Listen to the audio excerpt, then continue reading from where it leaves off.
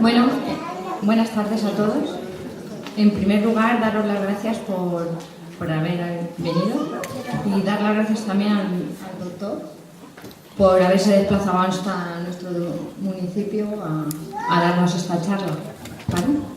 Bien. El doctor Juan Antonio Ortega García es titulado en Medicina y Cirugía por la Facultad de Medicina de la Universidad de Murcia en 1992. Especialista en Pediatría por el Hospital Universitario de la Fe de Valencia en 2003. Diplomado superior en Metodología en Investigación Clínica por el IBES en el 2004. Doctorado en Medio Ambiente y Cáncer Pediátrico por la Facultad de Medicina en la Universidad de Valencia en el 2008. Actualmente desempeña la función de responsable de la Unidad de Salud Medioambiental Pediátrica del Servicio Murciano de Salud, realizando dicho cargo en el Hospital Clínico Universitario Virgen de la Risaca. Además es internacional profesor en Mont Sinai, Queen's School y TREO del 2004, perdonar el inglés, Mentor Clinic Fellowship International Exchange Program for Mont Sinai School of Medicine desde el 2006, profesor asociado de Pediatría en la Universidad de Murcia desde 2012. Ha estado trabajando en las siguientes líneas de investigación: cáncer infantil, etiología, prevención, salud medioambiental, embarazo saludable. Coautor del libro El cáncer, una enfermedad prevenible, de 2008. Coautor de numerosos capítulos de libros y artículos de revistas médicas, en especial de pediatría. Como él comentaba en la entrevista hecha por la Fundación Roger Tor sobre las conclusiones más importantes después de años de investigación, se podrían resumir en tres. A. La mayoría de las enfermedades ambientales relacionadas que vemos en nuestra consulta son fácilmente prevenibles. B. Incluso después del diagnóstico se puede hacer mucho por mejorar la calidad ambiental y de vida. C. Es la ignorancia y no la malicia el paradigma de nuestra sociedad a la hora de enfrentarse a riesgos medioambientales. Generar conocimiento y transmitirlo a la población es nuestro mejor servicio. Una sociedad informada es capaz de decidir mejor su futuro. Sin más, les dejo con el doctor Ortega y al final de la charla se abrirá un turno de preguntas. Gracias por su asistencia.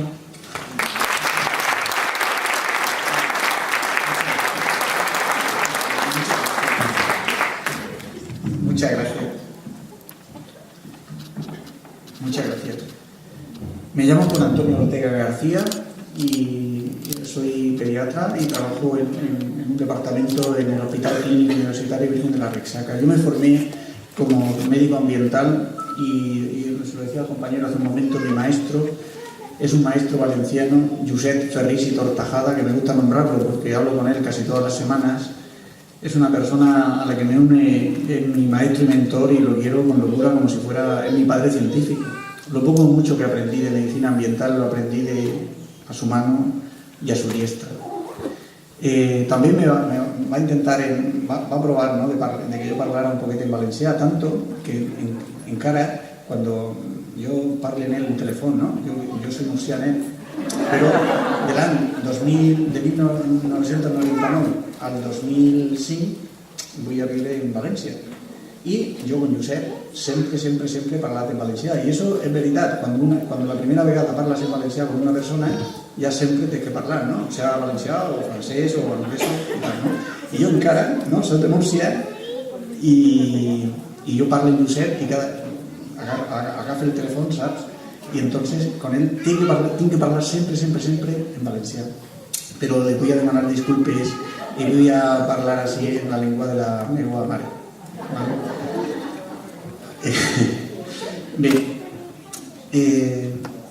Miren, empezamos muy poquitas personas, pero seguimos creciendo. La salud medioambiental constituye uno de los principales retos sanitarios de este siglo.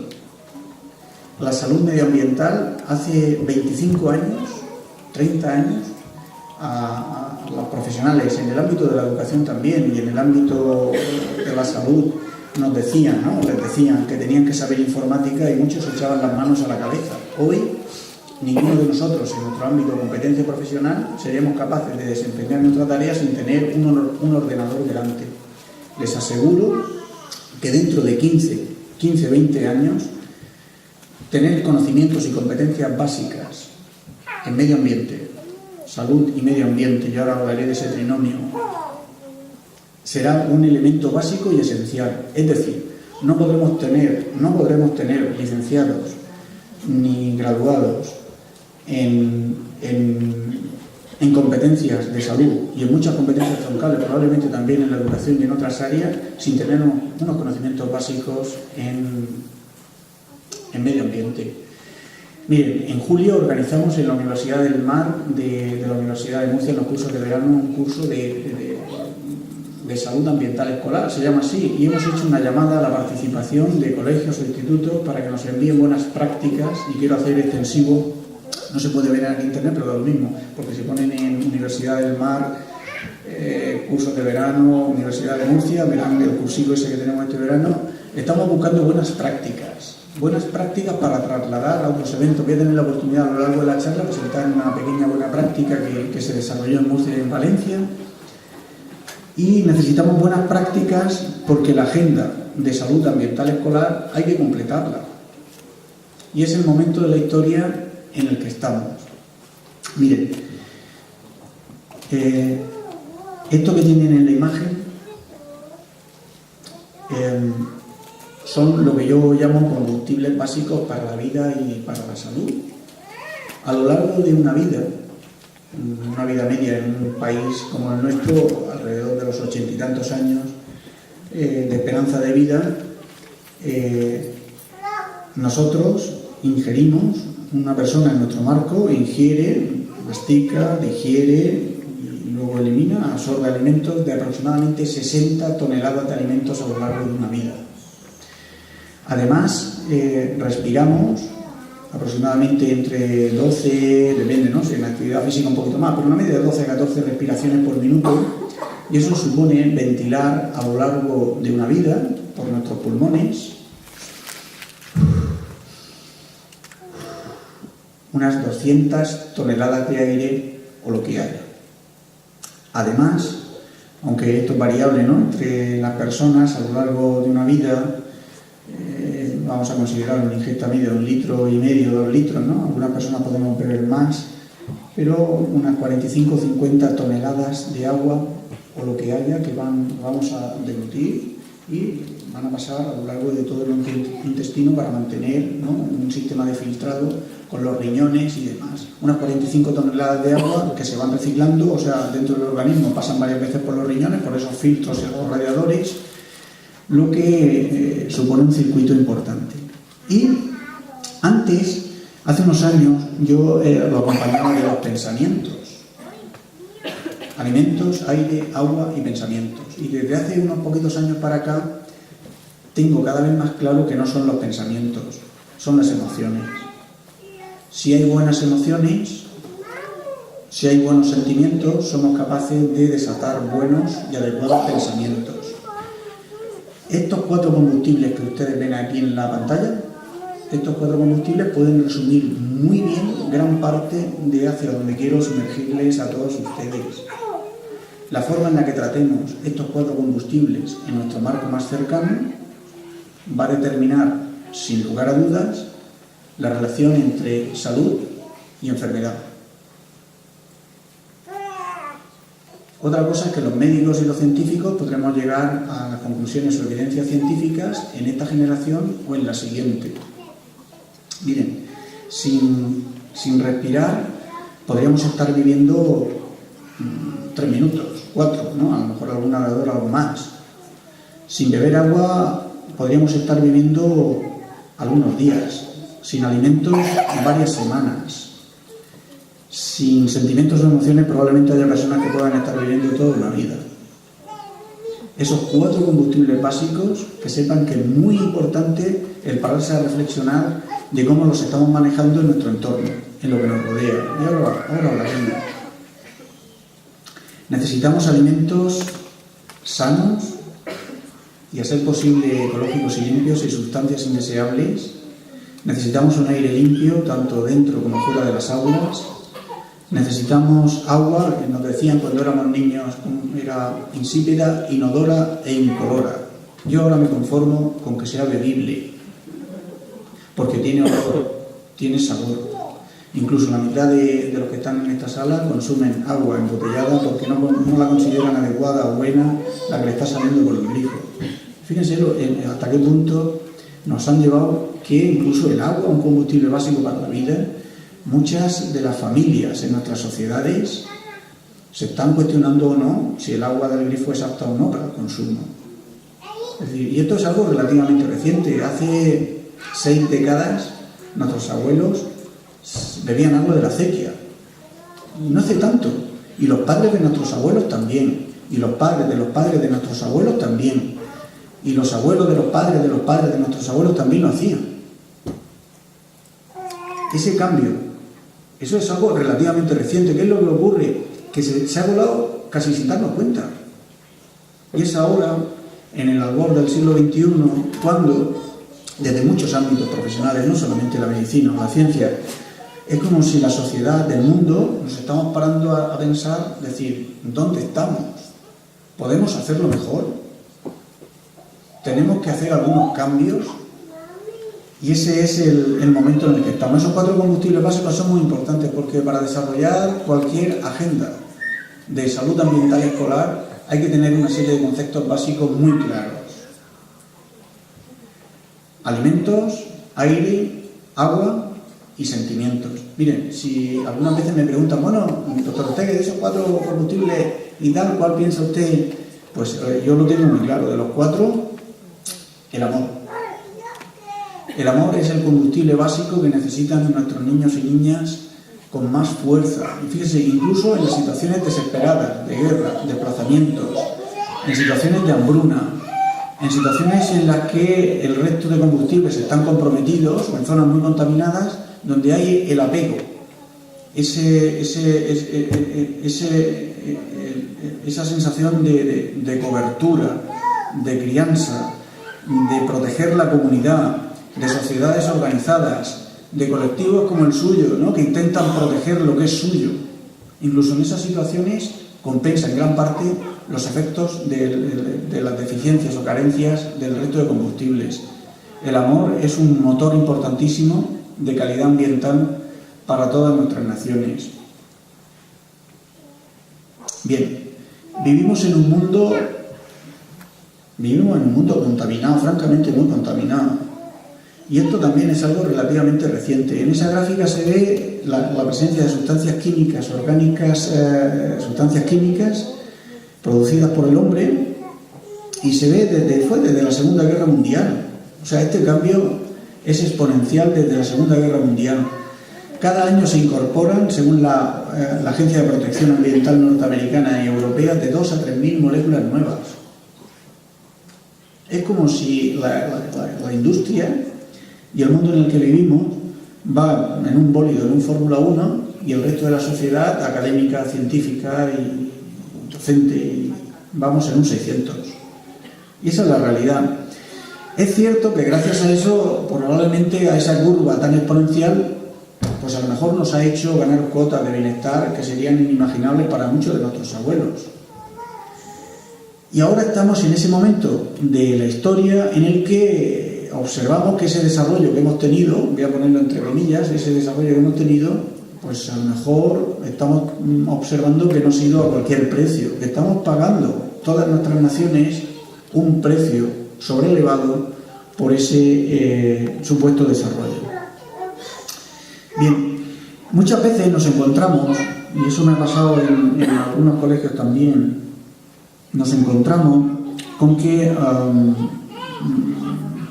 y esto es importante en salud ambiental, porque muchas veces se intenta minimizar el riesgo de las exposiciones de industrias molestas cercanas a un colegio, o de contaminantes físicos, u otros diciendo o aduciendo que no tienen por qué preocuparse en la comunidad escolar porque tengan esos problemas de malos olores por un alcantarillado o porque hay una industria molesta cercana. No, porque no hay evidencia científica de que eso sea perjudicial. Efectivamente, lo que no hay evidencia científica es de que sepamos algo. Y esto es muy importante. De la inmensa mayoría de sustancias químicas que hay aquí en esta gráfica, de la inmensa mayoría, de lo que estamos seguros es de que no sabemos absolutamente nada.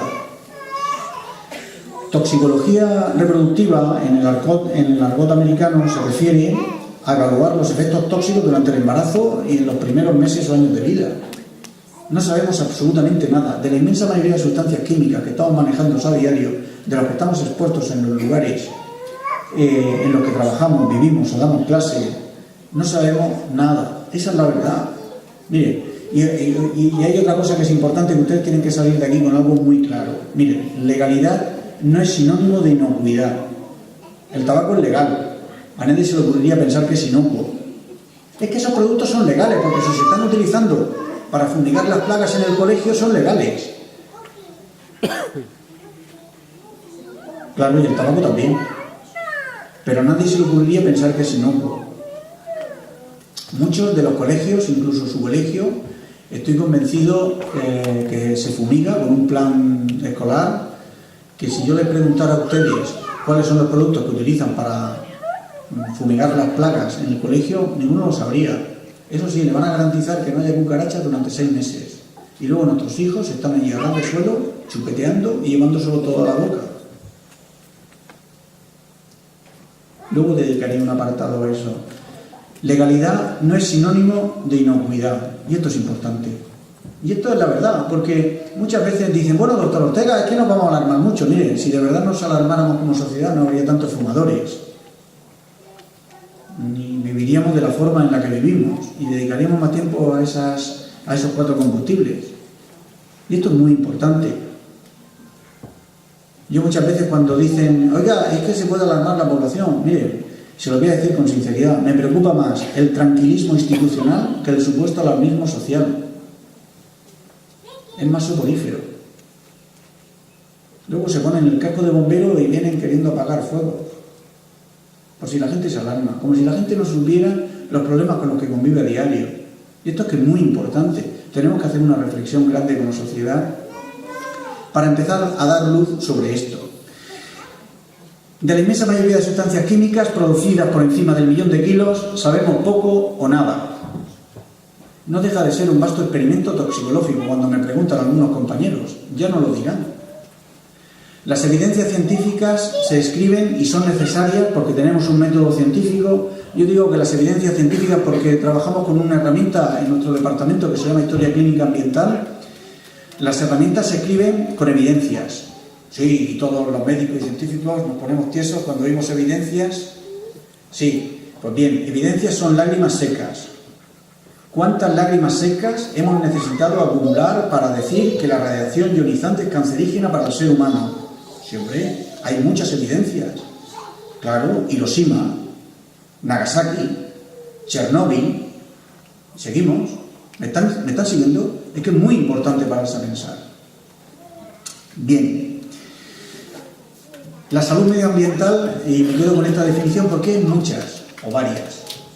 Pero me quedo con esta que hizo la Organización Mundial de la Salud en el año 93. Les voy a dejar aquí el PowerPoint y luego se lo distribuyen o se lo reparten y lo usan como quieran. Los aspectos de la salud humana que incluyen la calidad de vida que están determinadas por las interacciones de agentes medioambientales físicos, químicos, biológicos, psíquicos y sociales. Físicos, pues la radiación ionizante, la radiación ultravioleta, los campos electromagnéticos, los wifi. Químicos, pues pueden ser los solventes del laboratorio de un instituto.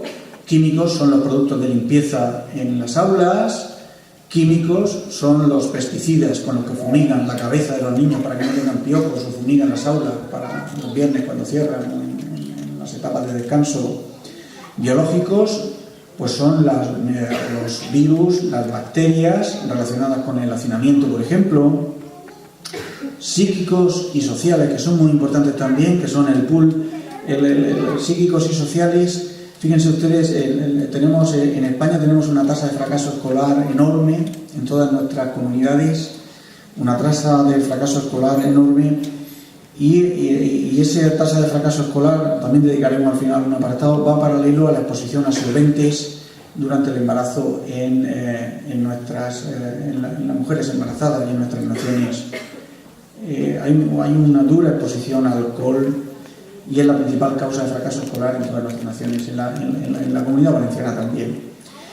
Engloba aspectos teóricos y también prácticos, sobre todo prácticos, por eso me gusta esta definición, porque claro, si yo le digo a ustedes que el medio ambiente afecta a la salud, todos decimos, sí, claro, en general. Doctor Ortega, usted está investigando, esto es algo que está por ahí. Sin embargo, lo que hacemos en mi departamento y en algunos más por el mundo es trasladar eso a las personas, a las comunidades pequeñas. ¿Por qué mi hijo ha tenido un cáncer? ¿Me puede volver a morir? ¿Cómo puedo protegerlo? ¿Por qué en nuestro colegio ha habido 3 linfomas? ¿Por qué el agua, o cómo puede afectarme el trabajar en la peluquería, el amamantamiento de mi hijo? ¿O cómo afecta el tabaco a mi hijo con fibrosis quística? ¿Cómo puedo mejorar el entorno y la calidad de vida? ¿Cómo podemos crear entornos saludables para disminuir las malformaciones en mi familia? Y así un montón de preguntas que el paciente sí se hace y el sistema sanitario hemos ido cubriendo durante décadas. Cuídese. Y en ese cuídese estaba todo en general. Cuídese. O lo que es peor, ¿no? Cuando alguien pregunta, oiga, es que estoy preocupado por el efecto en la salud de mis hijos o de mis niños en el colegio por los campos electromagnéticos, esas torres de alta tensión que pasa. Entonces, como no estaban formados los médicos, la mayoría de los médicos todavía no estaban formados, va a ser una exigencia dentro de muy pocos años. Decimos, por si sí, por si no, peligro, o peor, no pasa nada. Y sin embargo no han leído nada. Y esto es muy importante, lo digo con cariño también, ¿entiendes? Soy médico, soy pediatra, y entiendo que en lo que estoy trabajando va a ser algo muy importante en los próximos años. Porque a pesar de todo, el doctor Ortega y su departamento, con todas las situaciones de crisis y poscrisis que hay, sobrevivo y crezco. ¿Por qué? Porque estoy trabajando en la necesidad sentida, en algo que es una necesidad sentida de todos nosotros. Son nuevas preguntas que se está cuestionando la sociedad, que está buscando interlocutores y no los encuentra. Esa es la verdad, ese es el momento en el que estamos. Bien, somos un departamento clínico, tenemos un departamento de una sección que trabajamos con una hoja verde, en la resaca hacemos un cribado a la mujer embarazada, el triple screening, ya sabe, ecografía, analítica, y se le pasa una hoja verde de diagnóstico ambiental, que tengo una persona dentro del departamento de medicina fetal haciendo eso. Tenemos una sección, un enfermero que colabora con algunos colegios intentando desarrollar la guía de acción ambiental escolar, que eso yo lo vivo como un milagro para los niños, ahora hablaremos. Un compañero médico que trabaja la agenda de supervivientes, se llama así, supervivientes de cáncer pediátrico. Un área de gestión de educación ambiental, que hay un par de ambientólogos, un técnico de salud ambiental, y una parte clínica general de toxicología o enfermedades raras o consultas que nos pueden llegar. El viernes de uno de Valencia, no sé de qué pueblo, de aquí de Alicante, no sé de qué pueblo es. Un trastorno del neurodesarrollo con exposiciones a tóxicos en determinados periodos, que pueden ser un déficit de atención, un espectro alcohólico fetal o espectro autista, etc. El que tenga interés en esta página web, como vaya a quedar en esta que aparece aquí abajo, ahí a la izquierda, se puede descargar el booklet de la Organización Mundial de la Salud de cómo construir este tipo de unidades. Hay muy poquitas por el mundo, pero cada vez se abren más. Hay unos compañeros en Osnabrück, en Alemania, que están trabajando también. Yo empecé en Valencia y todavía mantengo, si entran en mi página web, verán que pone PESU Murcia Valencia. Porque yo, mientras que mi maestro esté vivo, Josep Ferris y Tortajada, yo voy a conservar el apellido de Valencia. Y les aseguro que estuvimos muy cerca de constituirlo en Valencia, pero no encontramos la sensibilidad. En algunos entonces eran consejeros, sí, ya he visto que están por ahí retratados porque están imputados y cosas que son así y tal, en los avatares de la vida. Pero con mucha ilusión, ya les digo que yo lo poco que aprendí de medicina ambiental lo aprendí en esta comunidad. Bien, Medio ambiente y salud, salud y viceversa.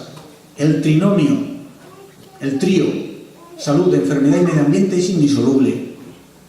Yo, ahora que estamos en tiempo electoral, y por si alguno está presente aquí, de algún partido o del municipio o que sea y tal, me gustaría lanzarle algún mensaje, que no sean tontos, que se apunten un tanto. Miren, dentro de 25 años, yo no sé aquí dónde estará medio ambiente y habitaje, me parece que era hace unos años, ahora no sé dónde estará.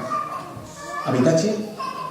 Sí, o algo así, ¿no? Bien, y luego era la Consellería de Sanidad y Consumo, Ministerio de Sanidad y Consumo, luego Ministerio de Sanidad, Igualdad y Política Social, y así van a ir apareciendo y desapareciendo como el Guadiana. Bien, dentro de 25 años habrá un superministerio y superconsellería, no sé si aquí habrá algún partido, ojalá, y que sea capaz de tirar para adelante con esto, porque es una propuesta en la necesidad sentida de la gente, una superconsellería de salud y medio ambiente.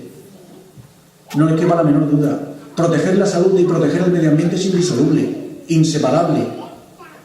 Yo cada vez que veo en televisión que ha habido un vertido en cualquiera de nuestros ríos, un incendio en los bosques, o que se esté amenazando una especie, y que me dicen cuando salen, no, es un peligro para la flora y la fauna, pero por suerte para los veïns del pueblo y tal, eso no va a ser problema. Claro, eso sabe usted. ¿Me están siguiendo? Es que es muy importante. Miren, y el que sea capaz de ver eso, esa respuesta a la necesidad sentida, se estará apuntando un tanto, estará adelantando el proceso. Proteger la salud y proteger el entorno es indisoluble, inseparable. No se puede proteger una cosa sin la otra. Y esto es muy, muy importante. Bien, la creciente conciencia social es el camino. Necesitamos trabajar más la prevención, profesionales sanitarios y medio ambiente formados y comprometidos, y les aseguro que todo ese déficit sanitario que dicen que hay, que yo creo que no es tanto, pero bueno, vamos a admitirlo, en la sanidad, la madre naturaleza tiene tantos recursos y en todas sus formas, que compensa con superávit amplio todos esos déficits sanitarios. Y eso va a ir paralelo del estímulo del autocuidado de los pacientes. Eso va a ir paralelo del estímulo de todas las medidas de prevención primaria que están en un cajón olvidadas y desdeñadas. Y eso es inseparable. Y además les aseguro que a las industrias más contaminantes del planeta esa opción no les gusta nada. Pues es un motivo adicional y muy fuerte para constituir esa superconsellería. Es muy importante. Bien, estas son las enfermedades ambientalmente relacionadas de la infancia en las que, miren, en sus colegios, sí, estamos en primavera, un 15% de los críos, un 15%, y además lo hemos normalizado tanto ya en nuestro día a día, un 15% de los críos llevan un bocadillo y un bote de Ventolin, o un broncodilatador, un 15%. Y además lo hemos normalizado, en algunas comunidades un poquito más alto. Además estamos manejando cifras en nuestras comunidades, en la valenciana también, con un crecimiento exponencial de los niños con espectro autista. En todos sus colegios estamos manejando, los que están ahora en etapa escolar era un poquito menos, pero el ritmo que va ahora mismo están naciendo en la comunidad valenciana, como en el resto de comunidades, variable entre 1 de cada 70, 1 de cada 90 recién nacidos. Tiene un espectro autista. Y eso lo van a ver ustedes en sus aulas, en sus colegios. El cáncer que se diagnostica en unos 15 o 20 casos, 15 casos, 16, por cada 100.000 niños menores de 15 años. En Murcia son unos 50 al año, en la Comunidad Valenciana creo que eran en torno a los 200 y algo al año. El déficit de atención e hiperactividad es una epidemia en sus colegios, es una auténtica epidemia. Luego, si quieren, hacemos un pequeño debate, ¿no?, sobre lo que supone y si podemos abordarlo desde una perspectiva nueva, complementaria y probablemente más que necesaria, porque el déficit de atención no deja de ser un déficit de contacto con la madre naturaleza en todas sus formas. Un déficit de contacto en la madre naturaleza puede ser en la familia, en la forma de relacionarse dentro del entorno familiar, la forma en la que se relaciona con su comunidad el niño o con el medio natural que le rodea.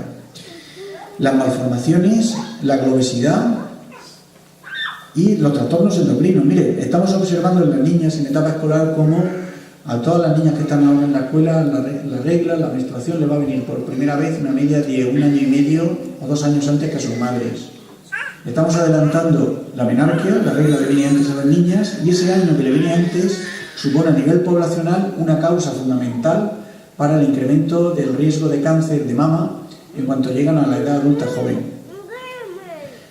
Menarquia, o sea, la regla antes, supone más tiempo de ovulación, más estrógenos en esa vida, y además de perder calidad reproductora, porque pierden óvulos en ese camino también, incrementa el riesgo de todos los tumores hormonalmente dependientes. Y además en los chicos, adolescentes y preadolescentes que ahora mismo están en las aulas, cuando llegan a la pubertad, tienen una calidad seminal que si nuestros abuelos levantaran la cabeza se echarían a reír.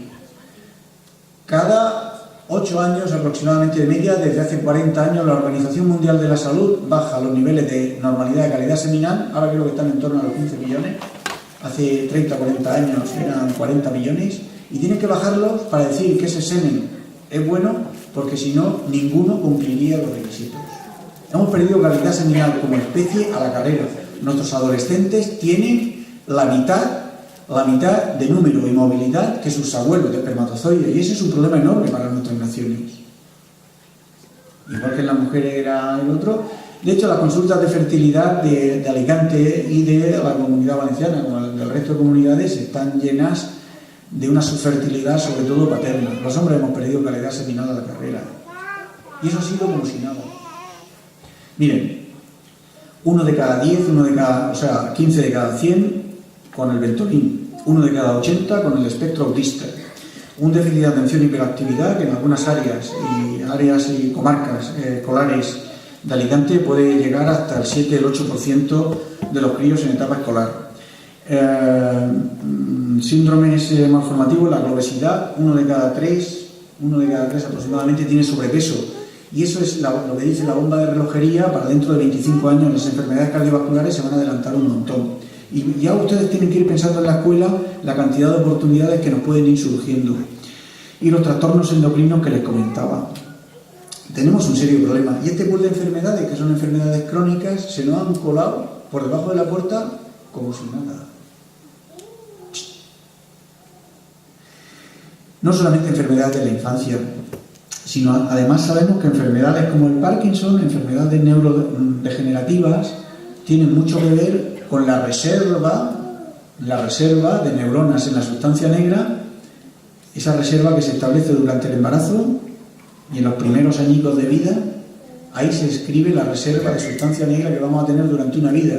Cuanto más reserva tengamos, las posibilidades de un Parkinson se retrasan años. Como cada vez tenemos menos sustancia negra, para que me entiendan, eso hace que se adelanten enfermedades de Parkinson que hace unas décadas se veían a los 70 años, ahora ya la estamos viendo con 50, ¿no? Muchas veces nos dicen que los genes son muy importantes, y efectivamente los genes son fundamentales. Claro que sí. Miren, hay una enfermedad, la celíaca, que tiene unos genes, pero si ustedes no comen gluten, no tienen síntomas. La fenilcetonuria, que es la prueba del talón de los niños, es una enfermedad genética súper guay. Tenemos el gen, nos tomamos la pruebecita del talón, aquí está. Tiene fenilcetonuria, que no coma de esto, y el crío súper bien. Es decir, los genes conviven con nosotros y están ahí, y son muy importantes. Pero no se olviden, si al fenilcetonúrico le quitas algún tipo de proteínas, no tiene síntomas. Si al celíaco no toma gluten, no tiene síntomas. La interacción con el entorno es fundamental. Genes y medio ambiente es exactamente lo mismo. Los genes, que son una doble hélice espiral que está ahí dentro de nuestras células, que está interactuando con todo lo que viene, lo que comamos, respiramos, amemos, las emociones y todo eso, en un fluir transgeneracional que determina el estado de salud y de enfermedad. Estas son las enfermedades de la vida adulta relacionadas con exposiciones tempranas, muchas de ellas en el ámbito escolar. Si han tenido tiempo de leer unas cuantas ahí debajo, ahora las hablaremos y verán por qué es muy importante el ámbito escolar para determinar exposiciones tempranas de riesgos tardíos. La mayoría de los EPOC, la mayoría de las enfermedades pulmonares crónicas del adulto ya están larvadas de forma subclínica. Si hiciéramos espirometrías, a los adolescentes o preadolescentes, ya veríamos allí señales.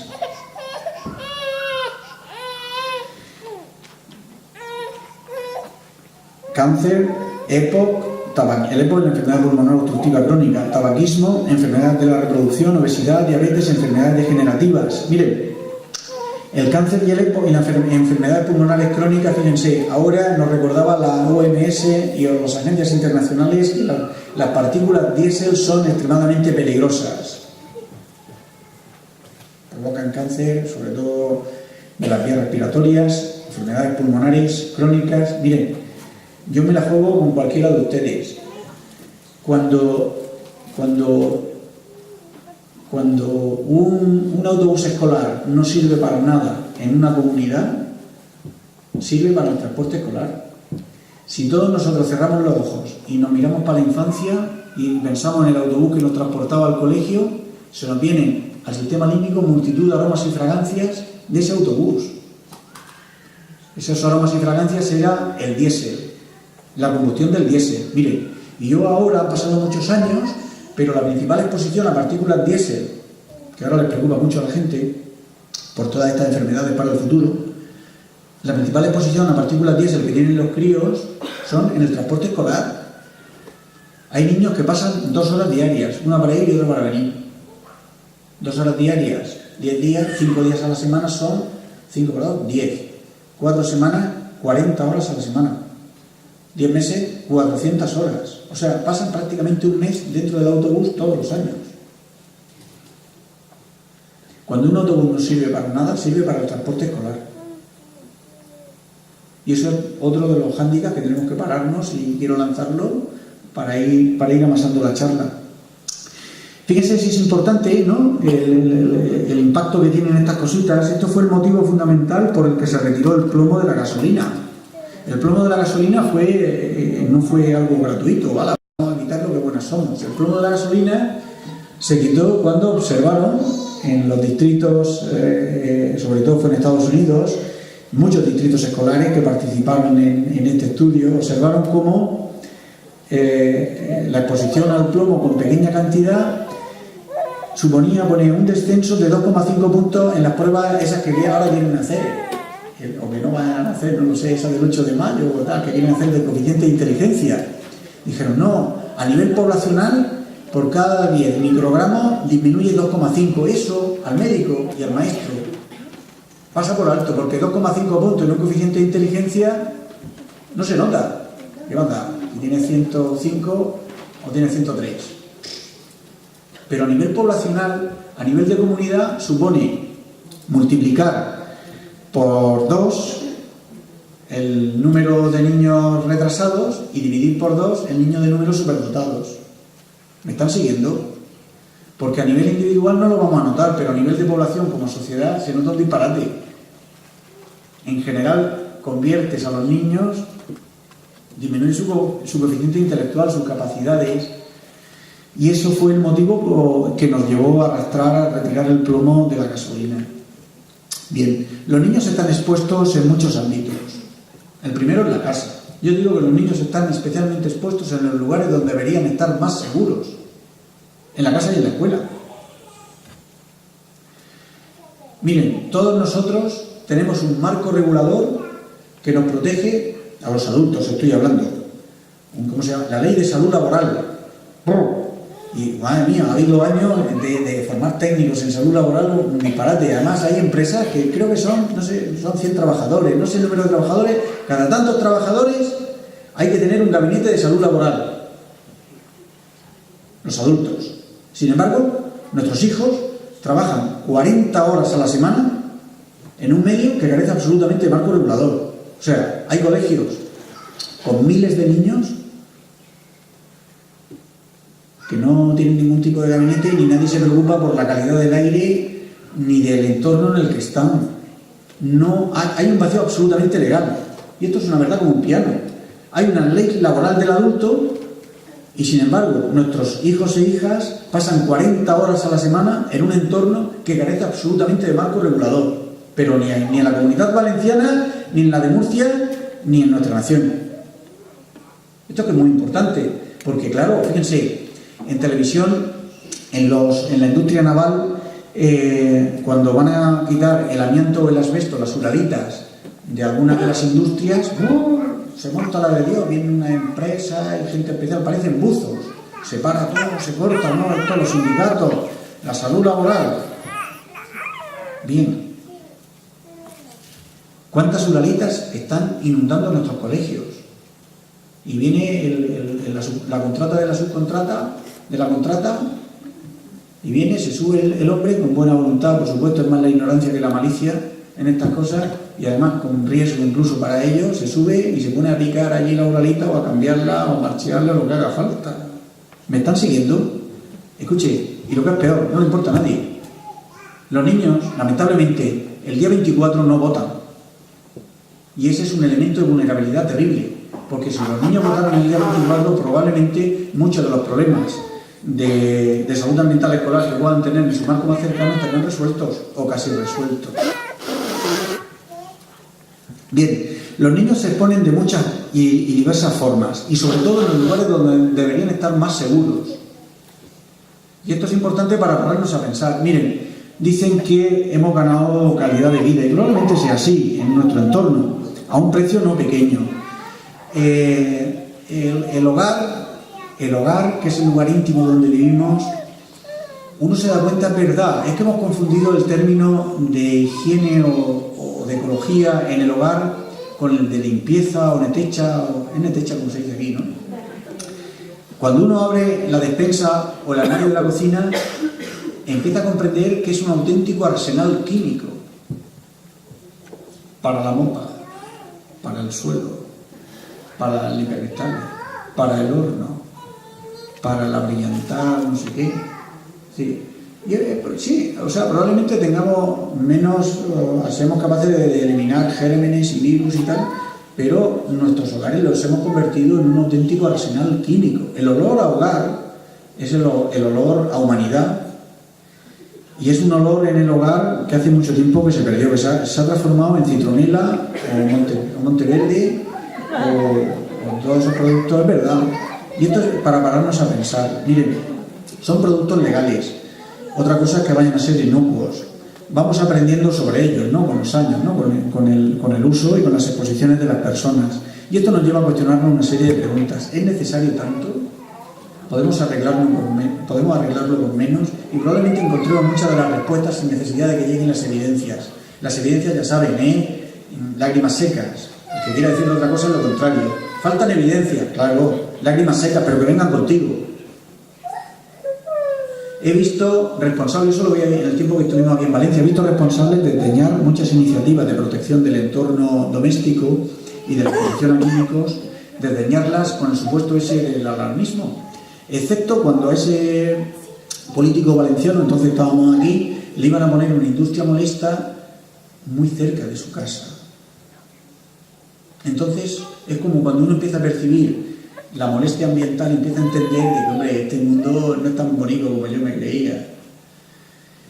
Bien, el entorno escolar es un entorno muy particular porque los niños pasan 40 horas a la semana en un entorno de exigencia en el que profesores, comunidad, miembros docentes y no docentes también, no dejan de ser auténticos canarios. Fíjense, que los niños carezcan de marco regulador de salud laboral también sobreexpone a los docentes y no docentes que están en ese entorno. La principal exposición que van a tener a partículas diésel a lo largo de la vida muchos de los niños es el transporte escolar. La principal exposición que van a tener muchos adolescentes y preadolescentes, algunos solventes químicos, va a ser en los laboratorios. La principal exposición a pesticidas y plaguicidas que les preocupa mucho a los padres, cuando ven la tele o están tomando café, la van a tener en sus aulas, cuando fumigan las aulas, con permetrinas, o hasta hace pocos años incluso utilizaban el clorpirifos, o cuando fumigan la cabeza de los niños para que no tengan piojos, es decir, la permetrina, el Filbit, ¿se acuerdan del Filbit? El Filbit es hexaclorobenceno, es el lindano, el Filbit, que todavía, yo creo que alguna farmacia todavía va a invertir y puede hasta encontrarlo. El Filbit se prohibió para el uso agrícola en el año 1987, porque era tóxico para la flora y la fauna y tal, ya me entienden. Y se ha estado vendiendo hasta hace poquitos años en las farmacias para fumigar las cabezas de los críos.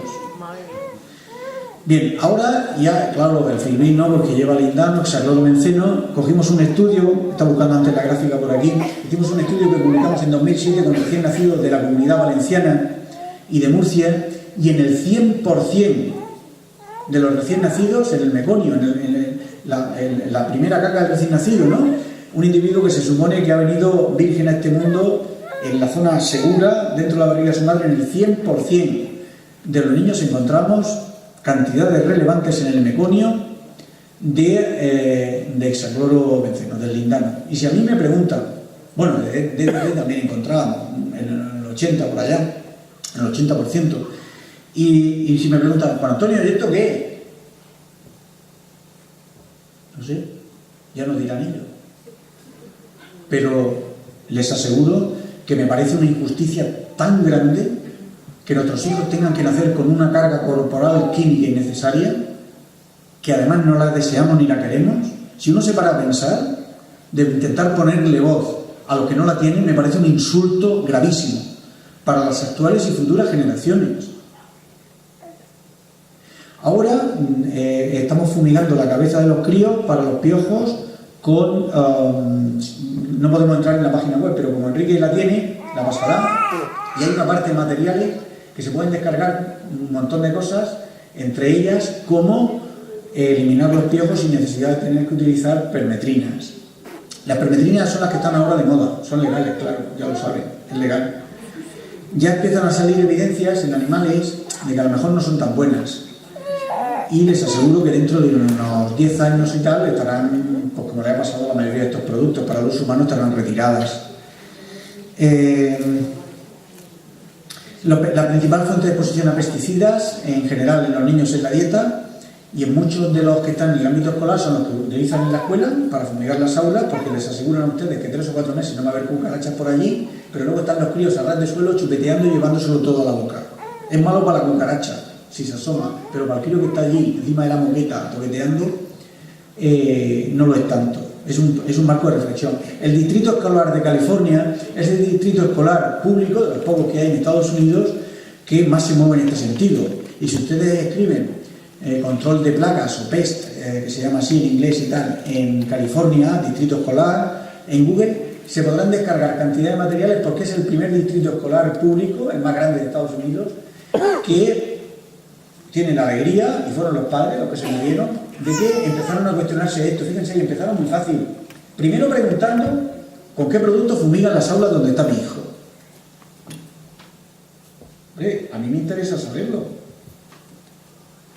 Y una vez que sabes con qué, leer y documentarse sobre los efectos tóxicos que pueda tener o no. Y después, una vez que has leído eso, en el Distrito Escolar de California se preguntaron, hombre, pues a lo mejor no hace falta fumigar cada 3 meses. Y el siguiente paso fue, hombre, pues a lo mejor en lugar de fumigar podemos tratar de forma alternativa, o poner unos cepos, o poner mallas para que no entren las moscas. ¿Me están siguiendo? Hoy el Distrito Escolar de California, gracias a los padres, siempre son los padres, sobre todo las madres, es el Distrito Escolar público que tiene la alegría de no tener colegios que no utilizan plaguicidas para tratarlas. Y luego los piojos, verán que es muy sencillo utilizarlos para tratar los piojos de los críos. Se puede utilizar. Hay algo de muy importante y tenemos que recuperar con urgencia. Ustedes recordarán, sobre todo las mujeres, aquello que cuando éramos niños o eran niñas, éramos más niños, nuestra madre, y además es un ritual afectivo muy importante para ese combustible de las emociones, el ritual del peinado. Esos 5 o 10 minutos en el que madre, hijos y madres y padres se están pasando el cepillo, el cepillado. Claro, son 5 minutos diarios. El tiempo en el mundo en el que vivimos parece que 5 minutos diarios de cepillado parece muy difícil. El mantener el cepillado, un cepillado adecuado, es la mejor medida preventiva para que haya piojos. Y luego, el utilizar las liendreras, un buen lavado, incluso un corte, ¿no? En algunas situaciones, cuando hay una infestación grande, un corte de pelo, pues es más que suficiente. Los piojos existieron antes del lindano, existieron después del lindano, antes de las permetrinas, y van a seguir existiendo porque va inherente a la especie humana. La pregunta es con qué los vamos a tratar y si es necesario tratarlo. Yo creo que la gente está informada, porque yo estoy convencido que ustedes a partir de ahora van a leer muy bien el producto que van a utilizar para tratar los piojos en sus hijos, y tienen que hacerlo, porque si las permetrinas alteran o modulan el eje tiroideo, hipotálamo tiroideo en otros mamíferos, pues a lo mejor en mi hijo también. Entonces tú tienes que llegar a la conclusión: es necesario, me compro una guindela o empiezo a cepillarlo, gano ese momento afectivo con mis hijos y una sociedad informada que decida su futuro. Porque estamos viendo epidemias de alteraciones del eje hipotálamo tiroideo cuando llegan a la edad de 20 y poquicos años, hipotiroidismo y trastornos tiroideos, que son estas cositas pequeñas. La gente busca ratones con 3 cabezas, y en medicina ambiental son cositas pequeñas todos los días. Bien, hay una vulnerabilidad tremenda en las células germinales y una especial vulnerabilidad del cerebro en desarrollo en la etapa escolar a muchos neurotóxicos. Miren, el cerebro adulto... ¿Me estoy enrollando mucho? El cerebro adulto, el peso de su cerebro, el peso de nuestro cerebro, se escribió, vamos, el 85% de lo que pesa el cerebro de cada uno de nosotros se escribió 6 meses antes del embarazo y 6 meses, un año después. El otro 15% fuerte en la preadolescencia. Hay un crecimiento importante del lóbulo frontal, de los aspectos cognitivos y de desinhibición sexual y toda esa parafernalia, ¿no? de elefantes, ¿no? que llegan a la adolescencia. Y yo digo que esas son las ventanas de oportunidad extraordinaria.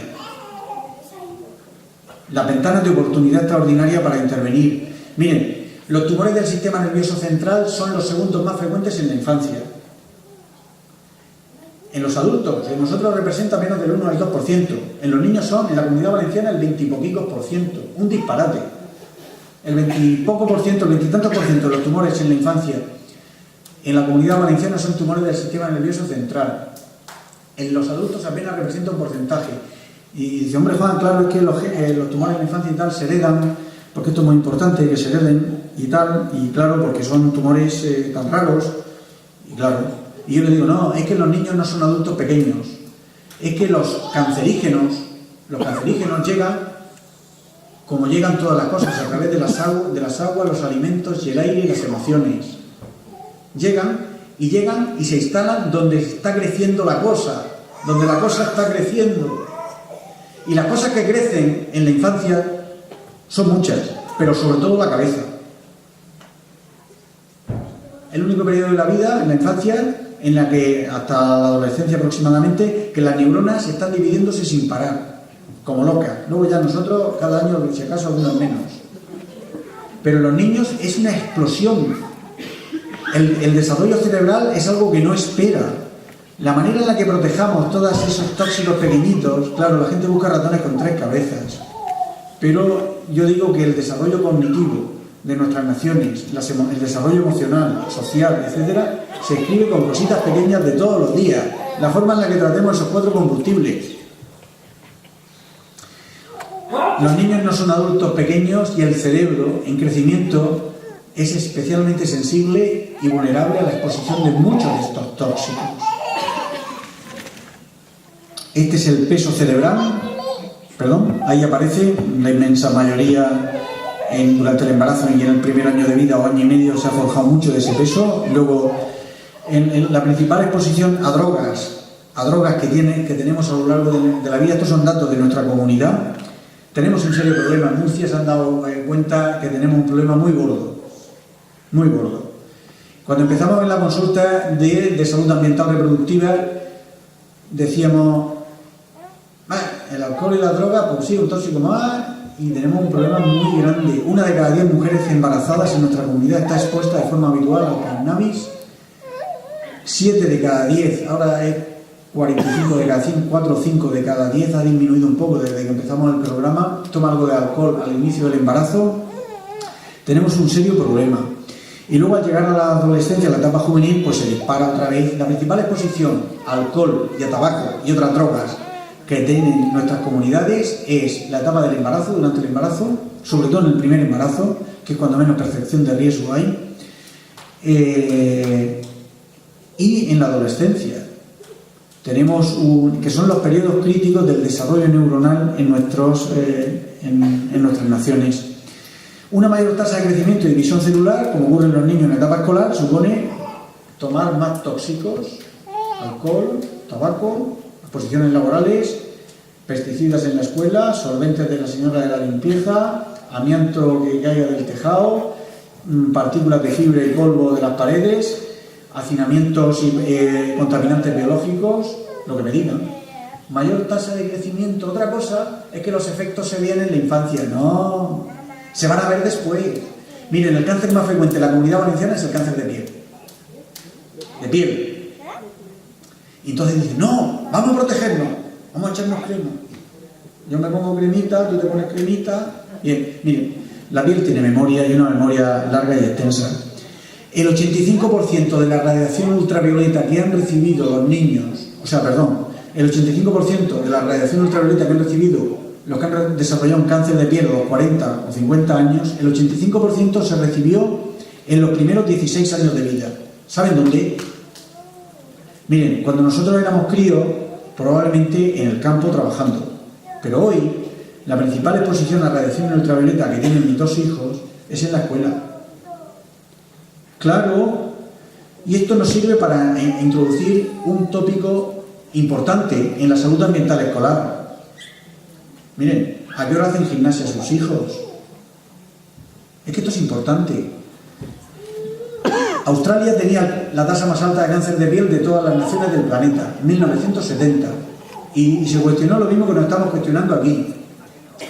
Y dijeron, hombre, pues si la radiación ultravioleta es una fuente importante y la toman en la escuela, hoy cambió radicalmente la salud ambiental escolar. La radiación ultravioleta se trabajó en los colegios tanto como, fíjense, miren, en Australia sería imposible, llevarían a un docente, a una comunidad escolar, a los tribunales, si se les ocurre poner la hora de gimnasia a las 12.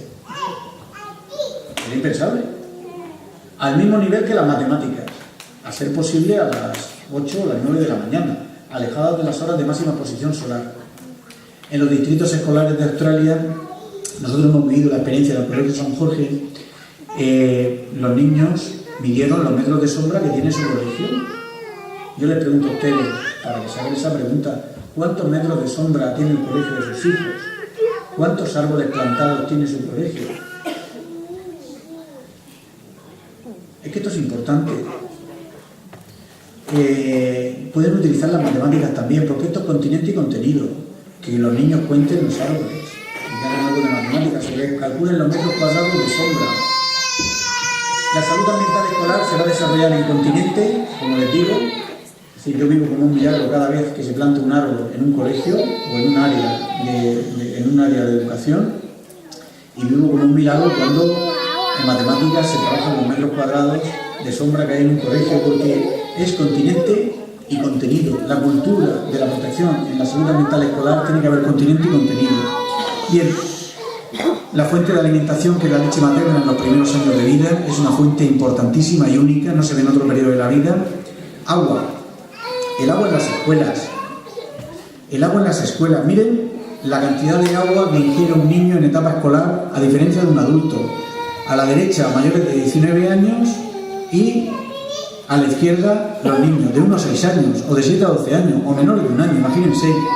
Los niños ingieren mucha agua, y mucha más por kilo de peso. Un niño de 15 kilos, de 20 kilos, bebe la misma agua que nosotros o más, y eso supone que hay que multiplicar solo por el factor de peso por 3 o por 4. Y si es por depuración y eliminación, tendríamos que multiplicar por un factor 10. Es decir, toma mucha más agua o lo que haya. Y esto es muy importante para pararnos a pensar en los sistemas de suministro de agua en la salud laboral de la infancia. Perdón, esto era alimentos por kilo de peso, los comedores escolares. Y esto es por agua, lo que les decía, para que observen la diferencia. Mucho más agua y alimentos por kilo de peso. Además, tienen una frecuencia respiratoria mucho más alta. Los niños respiran mucho más veces por minuto que un adulto y además tienen una superficie alveolar que se incrementa y es grandísima en relación a la proporción de su tamaño, lo que hace que ventilen mucha más cantidad por kilo de peso, aire o lo que haya. En los colegios donde haya una mayor tasa de hacinamiento, la tasa de inhalación de compuestos orgánicos volátiles o de contaminantes biológicos va a ser muchísimo más alta, por las características propias de susceptibilidad y vulnerabilidad de la infancia. Y esto tenemos que saberlo, porque la mayoría de los trabajos, miren, las normas de seguridad de los compuestos orgánicos volátiles que se respiran en las aulas están valoradas y testadas, del que lo está, en personas adultas mayores de 18 años sanas, no en niños, que respiran mucho más rápido, que inhalan mucha más cantidad, que la eliminan peor. Y esto es muy importante cuando ustedes se sienten a hablar con sus representantes sobre los elementos de vulnerabilidad adicional que en general no se contemplan. Los profesores son canarios. Tenemos muchos profesores con síndrome del edificio enfermo expresando síntomas por la exposición a químicos en el colegio, como son. Ustedes lo van a atribuir, los profesores lo van a atribuir al jaleo de los críos, a la tensión que uno lleva durante la semana, pero mire, cefaleas, picor de ojos, carrasperas, faringitis, conjuntivitis, disconfort o molestias cerebrales difusas, que se alivian los fines de semana, el día que no van al colegio. Y ustedes lo atribuyen a cualquier otra cosa, y probablemente los padres también. Tenemos niños que expresan síntomas y no los identificamos. Y los síntomas son picor de ojos, carraspera, disconfort, cefalea, malestar, que los niños no lo expresan porque la vitalidad inherente del crío hace que no nos demos cuenta. Pero cuando salen del aula desaparecen los síntomas. La media de edad de los edificios escolares en muchos de los distritos de nuestra nación tiene más de 50 años. No sé la edad de los colegios escolares, ni los materiales con los que se han construido. Ustedes tienen que cuestionárselo.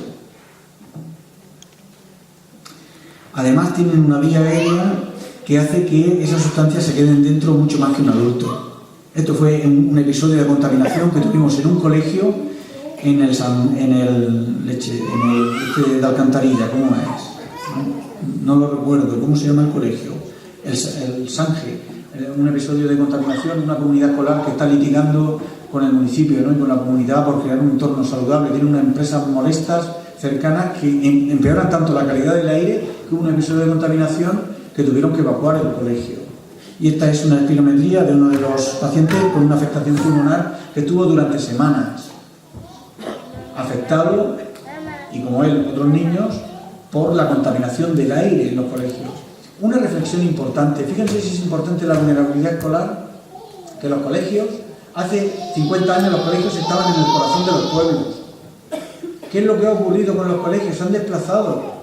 Hoy se construyen colegios en zonas inseguras, avenidas o ramblas, donde no se ha podido construir un piso o un inmueble, se ha hecho un colegio.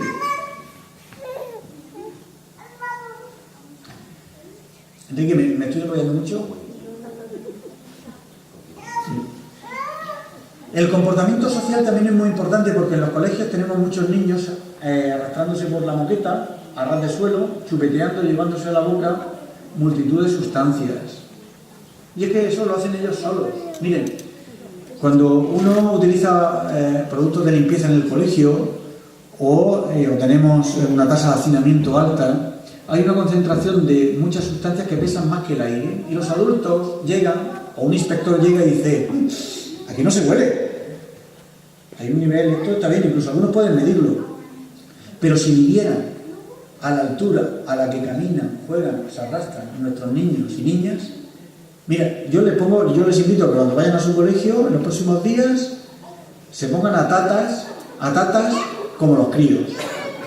Sí, háganlo, porque se les vendrá a la memoria multitud de aromas y fragancias de cuando eran críos, que es el olor de la escuela. Dicen que los adultos hemos perdido el olfato, es mentira. Bueno, algo hemos perdido, pero hemos ganado altura. El impacto de la altura es grande, porque muchas de estas sustancias químicas de uso o de hacinamiento pesan más que el aire, se quedan por debajo del metro de altura, y el adulto no le llega, pero hay elementos de contaminación a lo mejor 200 veces más concentrados por debajo del metro de altura.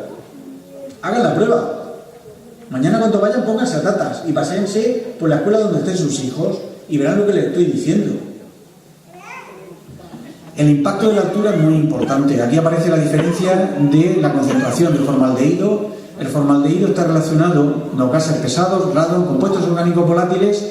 Esto está relacionado con compuestos orgánicos volátiles, pues hacinamiento, formaldehído con algunos productos como moquetas o algunos productos de revestimiento, algunos gases pesados, el humo ambiental del tabaco que todavía se fume y se huele en algunos de nuestros colegios, trazas de pesticidas, alcanzan concentraciones mucho más altas. Ahí tienen el ejemplo en la gráfica, la zona de altura del niño y del adulto. Y no votan. Si votaran el 24, les aseguro que nos iría bastante mejor. Estas son algunas de las aplicaciones que hemos ido desarrollando. Este es un trabajo que ya está aceptado para publicar. Hemos hecho un trabajo de georreferenciación en base a algunos distritos, es en el municipio de Murcia, buscando unos agrupamientos de tumores. Luego, en la Comunidad Valenciana, recuerdo hace unos años, con Josep, que recibimos la llamada de algunos colegios también que estaban preocupados por esto, y les hablaré de un tipo de tumor que es el que más se asocia a los clustering o presencia en agrupamientos. Bien,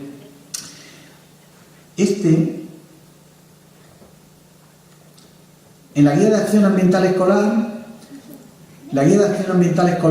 este es uno de los capítulos que tiene Enrique que quiero trasladarle a ustedes. En la Guía de Acción Ambiental Escolar hay una serie de elementos básicos y fundamentales.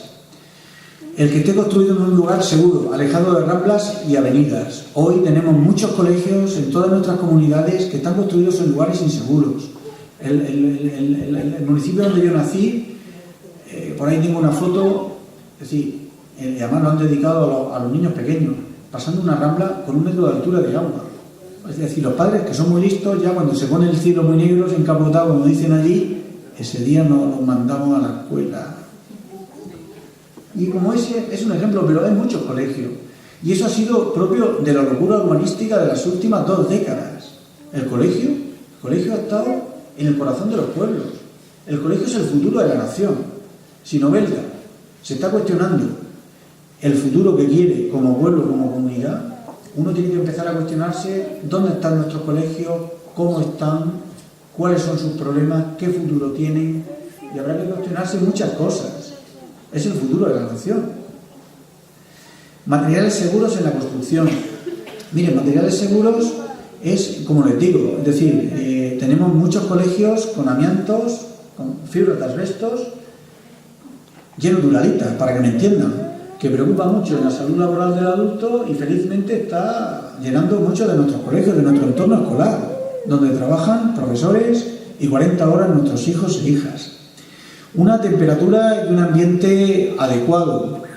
Miren, tenemos todavía en muchas de nuestras comunidades niños en barracones, en aulas prefabricadas. Dicen, no, esto es de forma temporal. De forma temporal pueden tirarse 1 o 2 años. Y yo siempre pongo el mismo ejemplo. Ustedes se imaginan como adultos, yo no sé en qué trabajarán ustedes, pero imagínense que mañana le dice su jefe, no, mira, es que vamos a estar en obra 1 año, año y medio y tal, y bueno, este año vamos a salir del paso y en vez de la oficina la vamos a poner aquí, en este, ¿cómo se llama? La caseta esta, ¿cómo son? Eso, en este contenedor, que lo hemos arreglado, que hemos puesto aire acondicionado, lo hemos enmoquetado bien y vamos a estar una temporada. Eso sería impensable. La gente se rompería la ropa. Sin embargo, los niños, por lo que hemos dicho antes, las características de vulnerabilidad, y son tan felices y se ríen tanto los críos, ¿verdad?, que aguantan lo que venga. Es insoportable. Tenemos una tasa alta de eventualidades como estas, insoportables, y la gente tiene que salir al frente. Muchos padres me dicen, doctor Ortega, tenemos que hacer un estudio de ciencia y tal, porque es que en el aula, y a ver, porque el polvo, porque la obra, y están en el barracón. Digo, oiga, hace falta hacer un estudio para que las obras esas las hagan en verano y no en la época escolar. Ustedes me necesitan a mí, si son sus hijos los que están en la escuela. Y esto es muy importante porque las comunidades tienen que empoderarse. Los padres tienen que dar un paso al frente, los padres y las madres tienen que dar un paso al frente y reivindicar lo que es suyo. Porque son nuestros hijos. Oiga, si son sus hijos, usted delante. Cuando una sociedad está organizada, cuando una comunidad escolar está organizada y tiene claro el camino y el horizonte, todas estas cositas se resuelven muy rápido. Bien, la ventilación. Las situaciones de hacinamiento. Ahora cambiaba la ley, hablaba con Enrique, el cambio de la ley, ¿no? Y el permitir el agrupamiento, ¿no? El incremento y el incrementar el hacinamiento dentro de las aulas escolares supone un incremento de patología respiratoria, un incremento de peor calidad en la asistencia, de eso en la docencia, de eso estoy seguro, pero supone un empeoramiento de la calidad global del aire. Metros cuadrados por personas. De hecho, uno de los indicadores para nosotros, cuando preguntamos los metros cuadrados de la vivienda cuando estamos evaluando la calidad ambiental de un individuo. Le entregué a Enrique cómo hacer un diagnóstico ambiental escolar. Es un checklist de 40 preguntas, me parece que es, para que un colegio, una comunidad escolar se pare a pensar cómo estamos. Yo sueño algún día, si hay algún político, ¿no?, o del municipio y tal, con que todos los colegios de Novelda tengan un diagnóstico ambiental escolar. Lo primero es saber cómo estamos. Y eso incluye conocer muchas del estado de estos puntos que aparecen en la imagen y conocer mucho del estado de estos componentes biológicos. Hongos. Los hongos en los colegios son muy importantes y muy frecuentes y son responsables de mucha patología respiratoria en el profesor y en el alumno.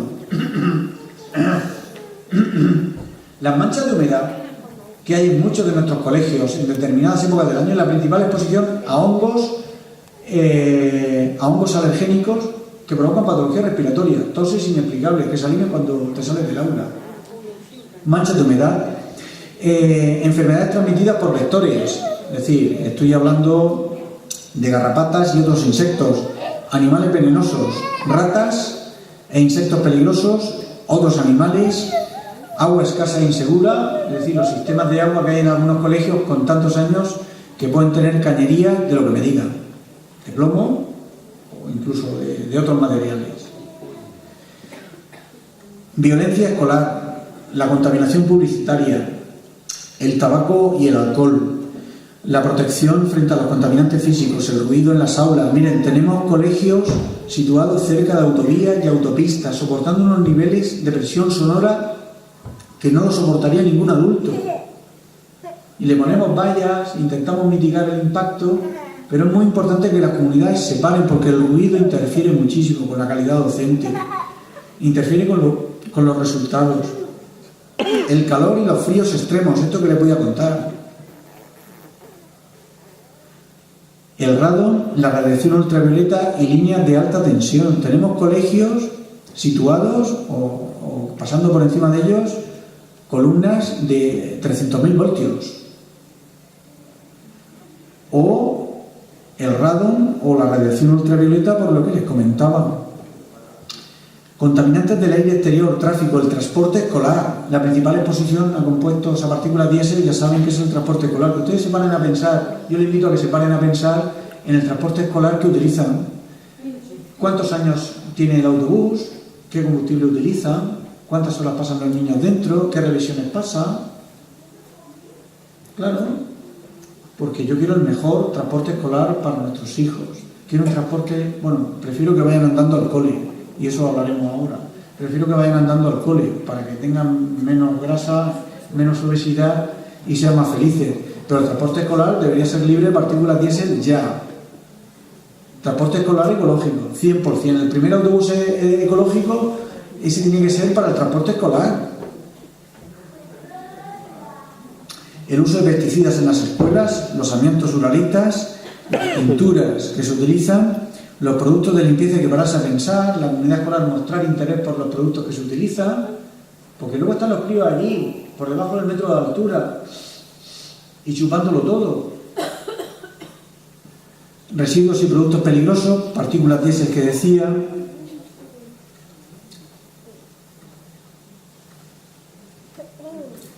Esto fue el proyecto que sigue en marcha.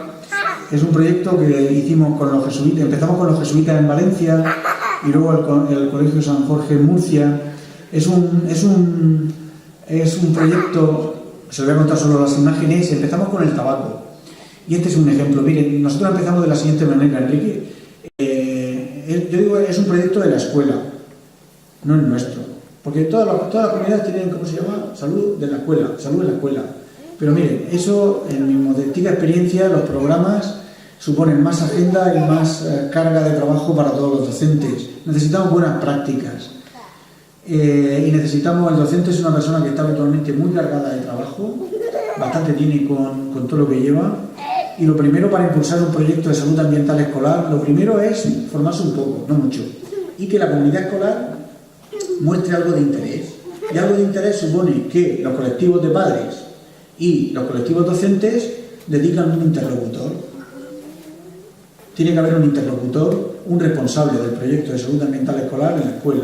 La iniciativa puede salir del ámbito de los padres, como fue en Valencia, o del ámbito docente, como fue en San Jorge. Ese interlocutor hace que planifiquemos con ello a lo largo del año una o dos actividades relacionadas con el tabaco, que pueden ser experiencias emocionales o de aspecto académico. De aspecto académico puede ser la historia del tabaco, por ejemplo, dentro del currículo escolar. Y desarrollaron una serie de tareas de diagnóstico ambiental. Mirad, lo primero que hicimos fue convertir a los niños en encuestadores, en investigadores. Los niños pasaron una encuesta a sus padres sobre si eran fumadores, si no, cómo fumaban y tal. Eso supuso una experiencia grande porque de los colegios donde se ha desarrollado esta agenda sabemos la exposición a humo de tabaco que hay en los hogares. Para nosotros, comunidad escolar también es el hogar de los niños. Los profesores que son fumadores, los cocineros de los colegios que son fumadores. Eso nos permite que el niño se empodere, porque cuando tu hijo te está preguntando si eres fumador o no, ya se ha convertido en un agente de salud extraordinario.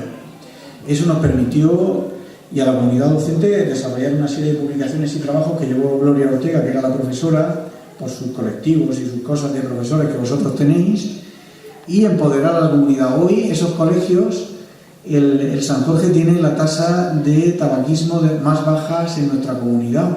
Ahora estamos trabajando con 2 colegios públicos desarrollando el mismo proceso. Y la clave es no cargar el trabajo de los profesores, ayudarles en la medida de lo que podamos. Cuando se han identificado fumadores, nuestra tarea dentro de eso, hemos desarrollado talleres de deshabituación tabáquica para docentes, padres y adolescentes de la comunidad escolar. Y esa competencia, digamos, del enfermero nuestro. Pero nosotros no intervenimos, esto es de la escuela. Ahora la propia escuela, el año pasado, desarrolló la agenda de la radiación ultravioleta, midieron los módulos de sombra en matemáticas, la gimnasia ya es obligatorio en los colegios donde lo hemos implantado a primera hora. Fijaros qué imaginación tuvieron que con el traje escolar o la faldita o lo que fuera y tal, o lo que se le recomiende de libro al entrar en la escuela, la gorra y el protector solar. Y no se hace ninguna excursión sin tener gorra ni protección solar, se enseña a partir de los 3 años. Y los padres se han empoderado de eso, y los padres participan de ese proceso. Ahora están trabajando este año con el de pesticidas. El de pesticidas, tanto dentro como fuera, el boceto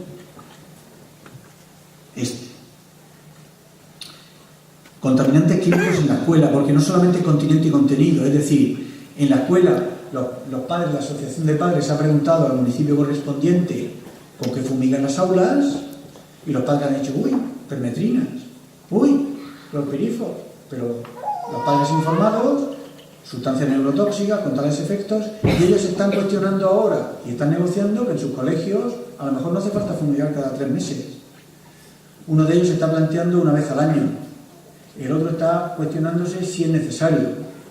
Eso, digamos, en continente. Y en contenido, Gloria Ortega lo que hace, con compañeros nuestros, ¿no? Pero sobre todo yo entiendo que esto es compromiso docente, porque necesitamos aliados dentro de este movimiento en el ámbito docente, desarrollando guías didácticas, y esta es la que estamos empezando a esbozar sobre contaminantes químicos en la escuela, orientado a pesticidas, materiales de construcción, materiales utilizados, productos de limpieza.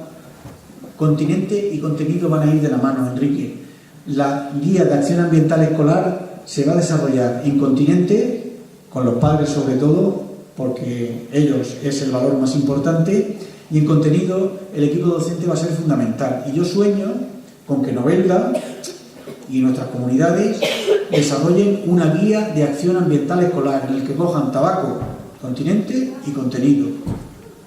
radiación ultravioleta, continente y contenido, hacinamiento, continente y contenido, pesticidas y productos químicos en la escuela, continente y contenido, y esa guía de acción ambiental escolar está por desarrollar. Hay instituciones que están interesadas, pero nos faltan personas para poder desarrollar esto. Esa es la verdad. En el momento en el que estamos, nos faltan personas que tengan esa visión para desarrollar esa guía de acción ambiental escolar. Todo está por hacer y todo es posible.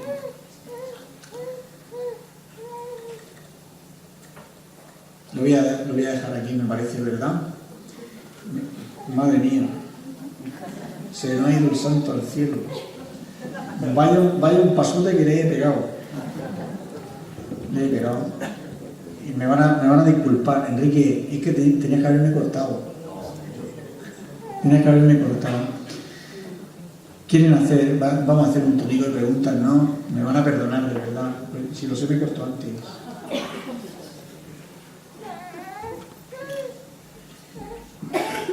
Qué barbaridad.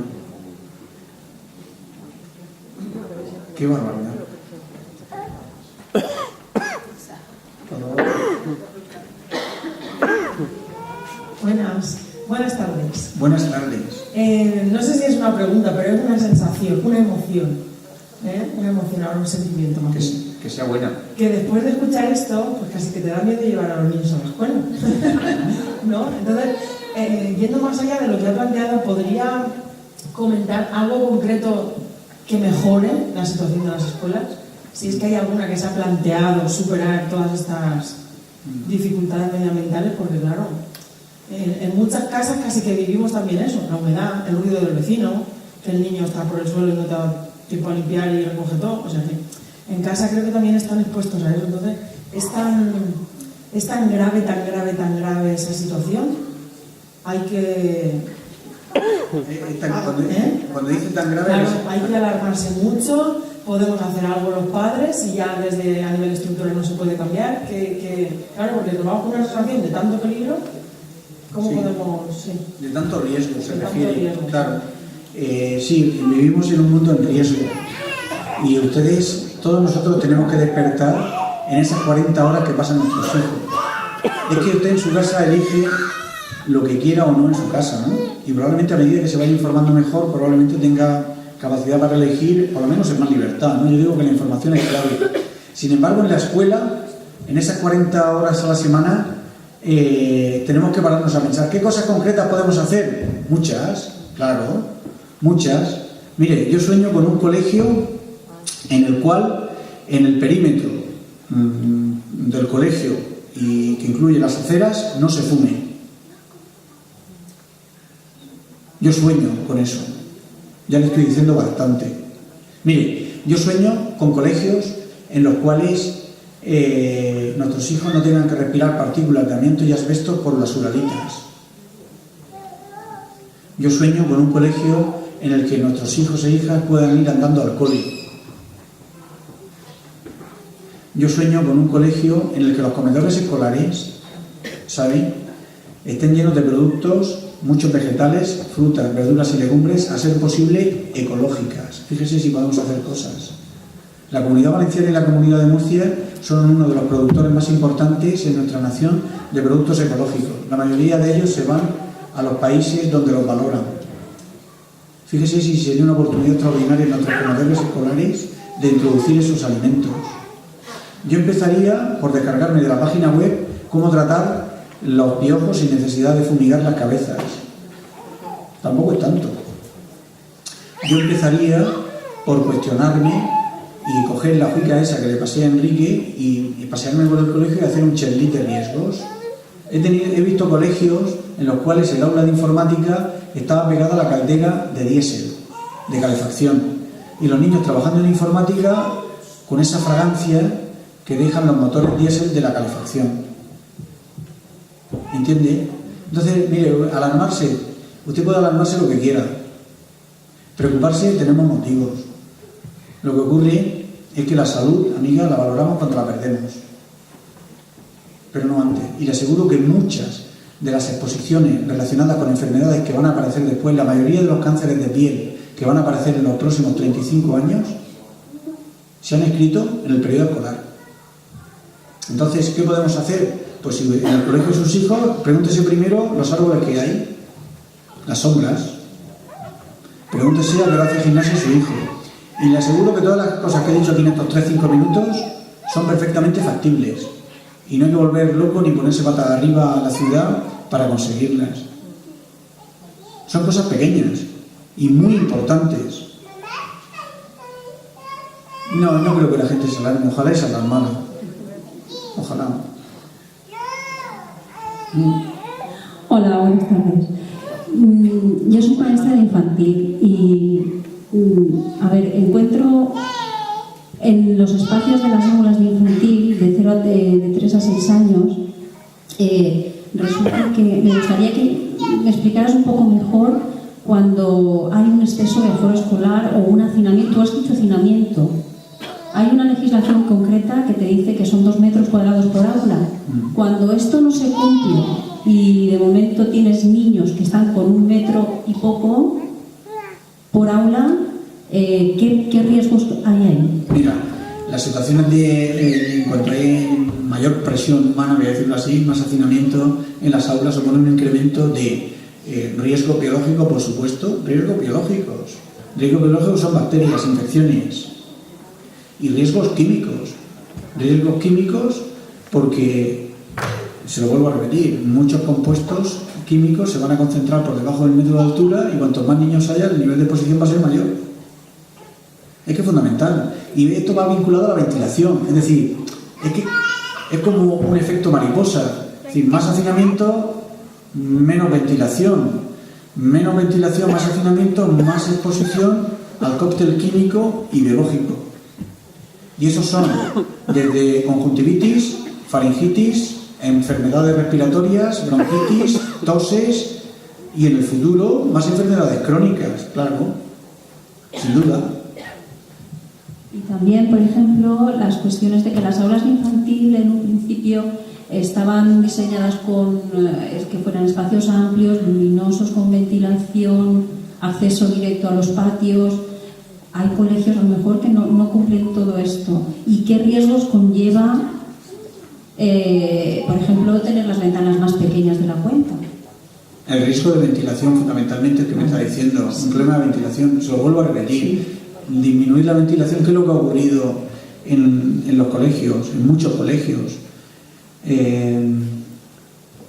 La mala ventilación que hay en muchos de los colegios incrementa el riesgo de muchas enfermedades ambientalmente relacionadas por el incremento de la exposición a muchas de estas sustancias químicas. Se lo vuelvo a repetir, mire, tenemos colegios con una edad media del edificio escolar de 50 años, llenos de grietas, fibras, productos que se utilizan dentro de las aulas, químicos me refiero, de limpieza, productos para tratar plagas, y además los tenemos con ventanucos, y además los tenemos con más presión humana, voy a decirlo así. ¿Qué supone eso? ¿Una mayor exposición?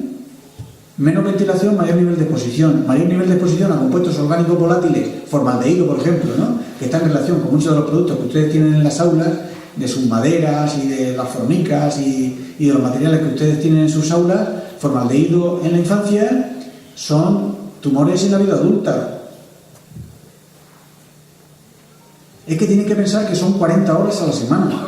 Es que nadie piensa en eso. Es que la salud laboral de la infancia es la escuela. Y cada 100 trabajadores, los adultos, las empresas que tienen 100 trabajadores, creo, tienen que tener un gabinete de salud. Los colegios tienen 1.000, 2.000, 3.000, 5.000. Y no tienen nada de eso. Muchas gracias. Por favor. Yo le pregunto si hay que elegir entre, porque estamos expuestos a químicos, pero también biológicos. Sí. Se ha dicho insectos, la manera de fumigar también no es correcta, pero si tiene que elegir entre estar expuesto a esos microbios, de esos insectos o de los químicos, ¿cuál es más perjudicial? Vamos, yo los insectos, prefiero tener Quiero decir, las cucarachas a mí no me molestan, sinceramente. Prefiero miren, y esto se soluciona fácilmente. Claro, lo que pasa es que los que hemos tenido la oportunidad de ver cómo fumigan las aulas, porque hay varias formas, ¿no? Una que van con la mochilita y otra con el cañón. El cañón es espectacular. Viene un señor, coloca así una boca así de grande y hace así, y en una nubecita blanca, claro, lo hacen los viernes, dicen, que se van al frío y tal, y te dicen, por aquí está, 6 meses sin cucaracha. Si ustedes lo vieran una vez, a lo mejor me entenderían muy bien lo que estoy diciendo. Y es que son niños, oiga, si yo lo entiendo, soy pediatra y le estoy poniendo voz al que no lo tiene, y probablemente también a los maestros. Pero si los niños tuvieran la oportunidad de responder a eso, madre mía, dirían que no me hay que ver con chinchina, que con ellos nos contemos. Entonces, entre los riesgos químicos y biológicos, lo tengo claro, los piojos estuvieron en el siglo XVIII, en el XIX y en el XX, seguirán en el XXI y nosotros nos seguimos y se quedarán por aquí. Por eso hay que explicarlo esto muy bien, es verdad. ¿Qué es lo que ocurre? Que parece que la medicina ambiental y natural, que es recuperar el cepillado afectivo y emocional de madres, padres y hijos, el cepillarse, que es el mejor tratamiento para los piojos, tú inicias un plan de cepillado en un niño que tenga piojos y claro, te va a costar una semana de estar cepillando 20 minutos diarios, pero tú al final acabas con ellos. Y es que esto es muy importante, a la gente hay que explicárselo. Porque la alternativa, se lo vuelvo a decir, es el Filbit, que fue legal durante muchos años. Ahora son las permetrinas. Y es muy importante que esto la gente lo sepa. Legalidad no es sinónimo de inocuidad y te podemos construir un mundo mejor. Entonces, en las escuelas, creo que tenemos que pararnos a reflexionar como adultos, sin alarmismos, y yo ojalá la gente se alarmara. Sin alarmismos, pero con mucho realismo. Son nuestros hijos. Súmanse, el autobús de los críos, súmanse ustedes en el autobús y dense un paseo, 1 hora, para allá y otra hora para acá, y después párense a pensar. Esos niños tienen más toses, más patología respiratoria y más exposiciones a partículas diésel que luego en la vida adulta ya no tengan las enfermedades crónicas. Es que es muy importante eso. Y no son cosas tan grandes, son cositas pequeñas. Los problemas de ventilación de ventilación en nuestros colegios es muy grande. El hecho nada más de que haya un porcentaje que estén en barracones ya a mí me parece un insulto enorme, me parece patético. En una nación desarrollada que tengamos un sector de la población escolar metido dentro de un barracón. Métanse ustedes dentro de un barracón y tírense ahí una mañana oliendo y viviendo dentro de ese barracón, y sabrán lo que son las temperaturas, sabrán lo que es el frío en invierno y el calor en verano, sabrán lo que es el formaldehído, porque la formica y todos esos materiales lo que sueltan, que es un compuesto orgánico volátil como muchos de los que van a respirar. Y así, en esos colegios con escasa ventilación, pues lo que quieran.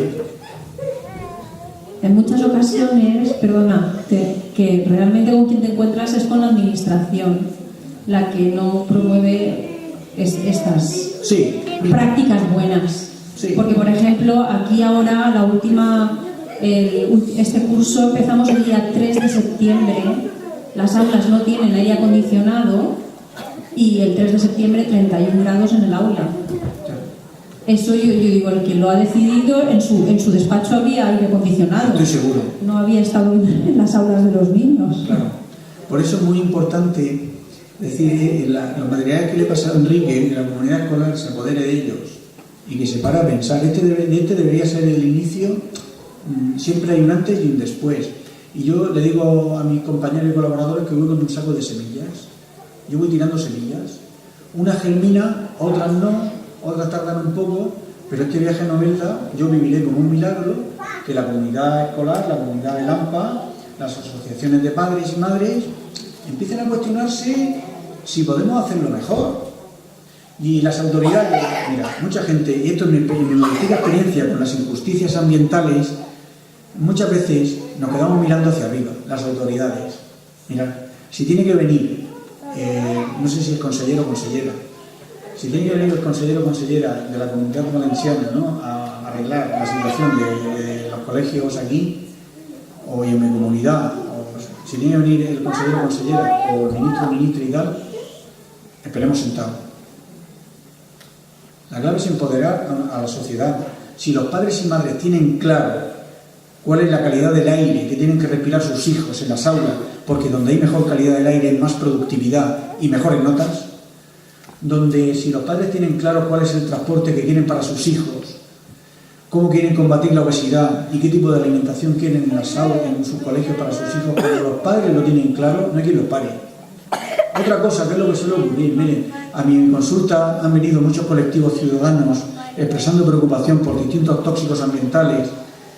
Yo entiendo ahí mucha motivación en un pequeño núcleo. Y yo les digo, ustedes tienen que extender su lucha, lo que están haciendo por el bien de su comunidad, tienen que rodearse de un equipo más fuerte. Son pocos, porque si la comunidad escolar lo tiene claro en Novelda, si los padres y madres sobre todo lo tienen claro, madre mía, no hay que los pare.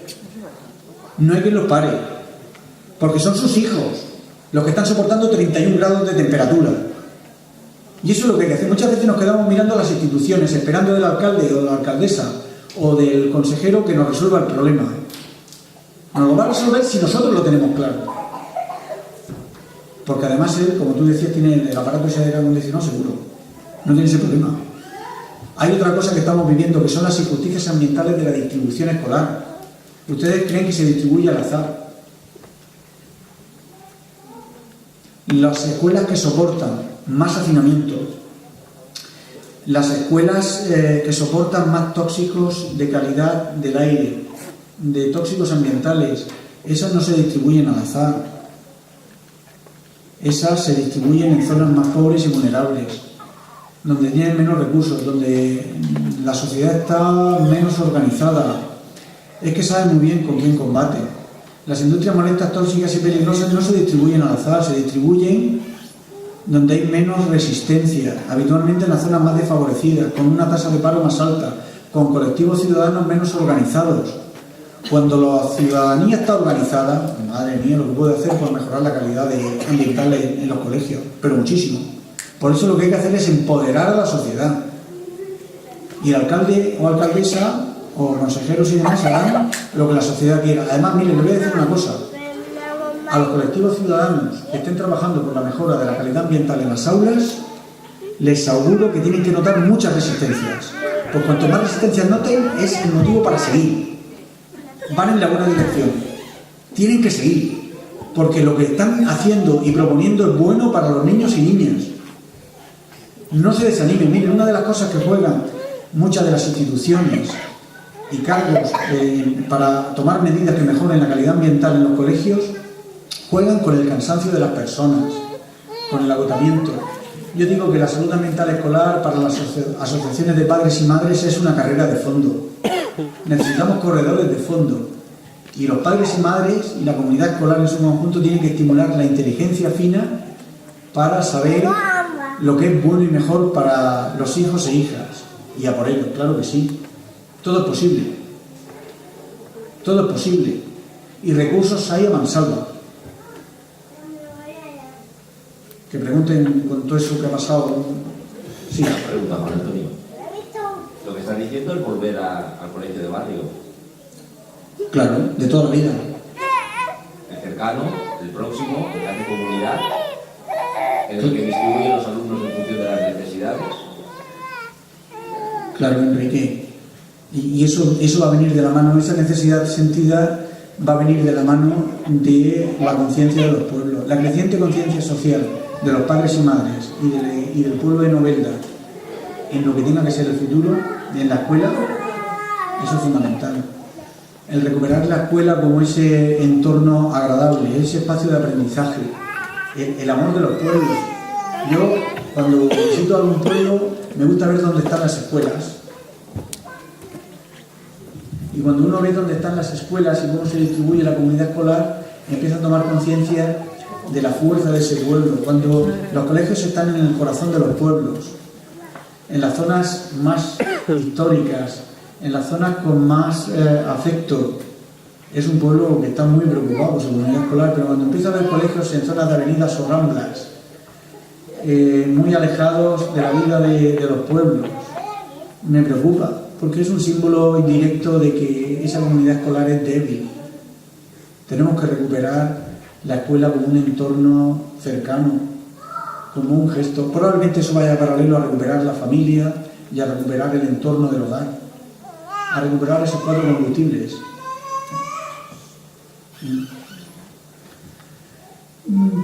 Yo quería preguntarle, bueno, en primer lugar quería darle la enhorabuena porque el hecho de que esté hablando en un aula de medio ambiente y a nivel de salud, para mí es fantástico, porque parece como que hablar de medio ambiente es una moda, son 4 locos, son 4 despistados, y entonces te miran muy mal en general, ¿vale?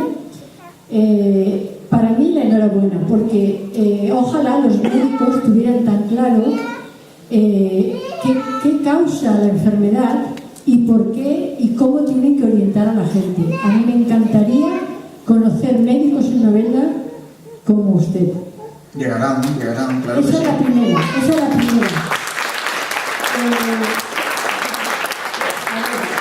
Otra pregunta que yo tengo duda es que la uralita, yo tenía entendido que era contaminante por la fabricación y la destrucción, pero que la uralita, una vez está hecha, no producía problemas.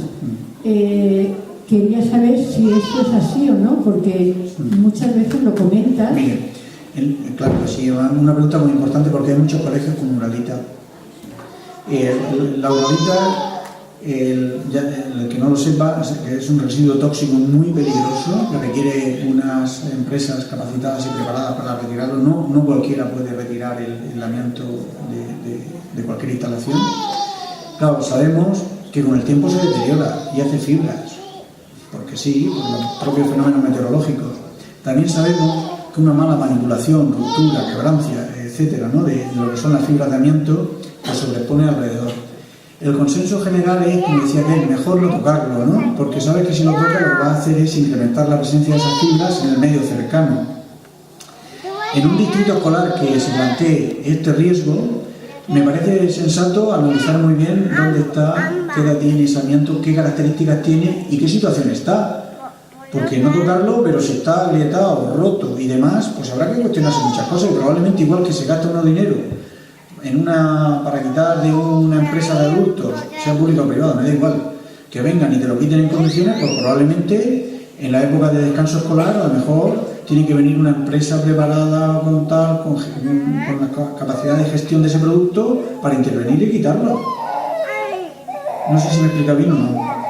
Si no lo tienen claro, mejor no tocarlo, ¿no?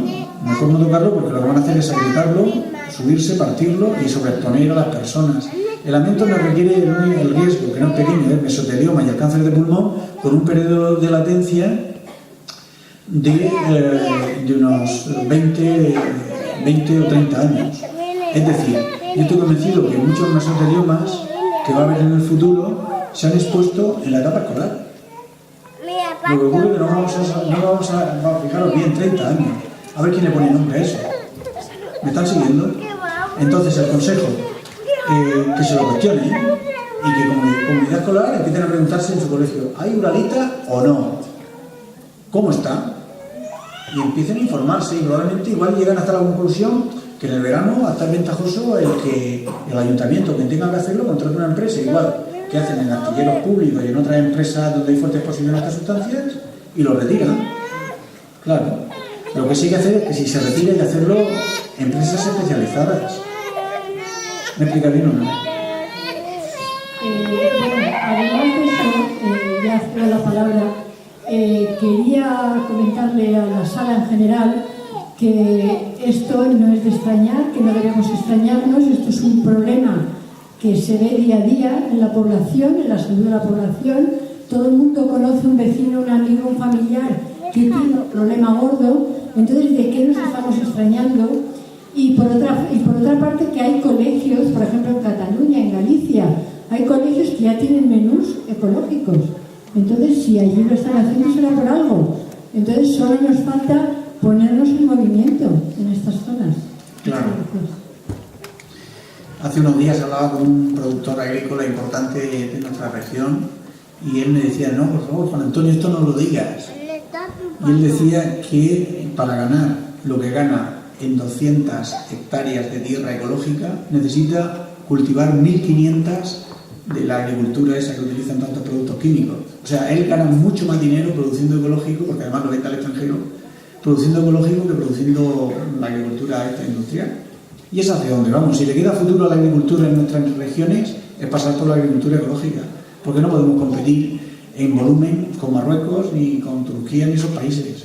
Vamos a competir en calidad. Por eso la agricultura ecológica poquito a poco se abre espacio. Y los que somos consumidores sabemos perfectamente que el mito ese de que es más caro. Miren, la mitad de los habitantes, la mitad de las familias de Novelda se gastan 5 euros diarios en tabaco. Fíjense si eso da para comprar 5 euros diarios de media, la mitad de la familia, 10, 50, 150 euros. Fíjense si da para comprar frutas, verduras y una legumbre ecológica. Buenas noches y muchas gracias por la conferencia. Mi pregunta era que en esta legislatura no, pero en la anterior hubo un gobierno progresista en Novelda y pretendió, pero no pudo ser por falta de presupuesto con la crisis, contratar un servicio de enfermería, enfermero o enfermera, para los escolares de la población, desde un punto de vista de prevención de la salud. ¿Sería este el perfil adecuado para prevenir todas las consecuencias negativas que usted también ha expuesto?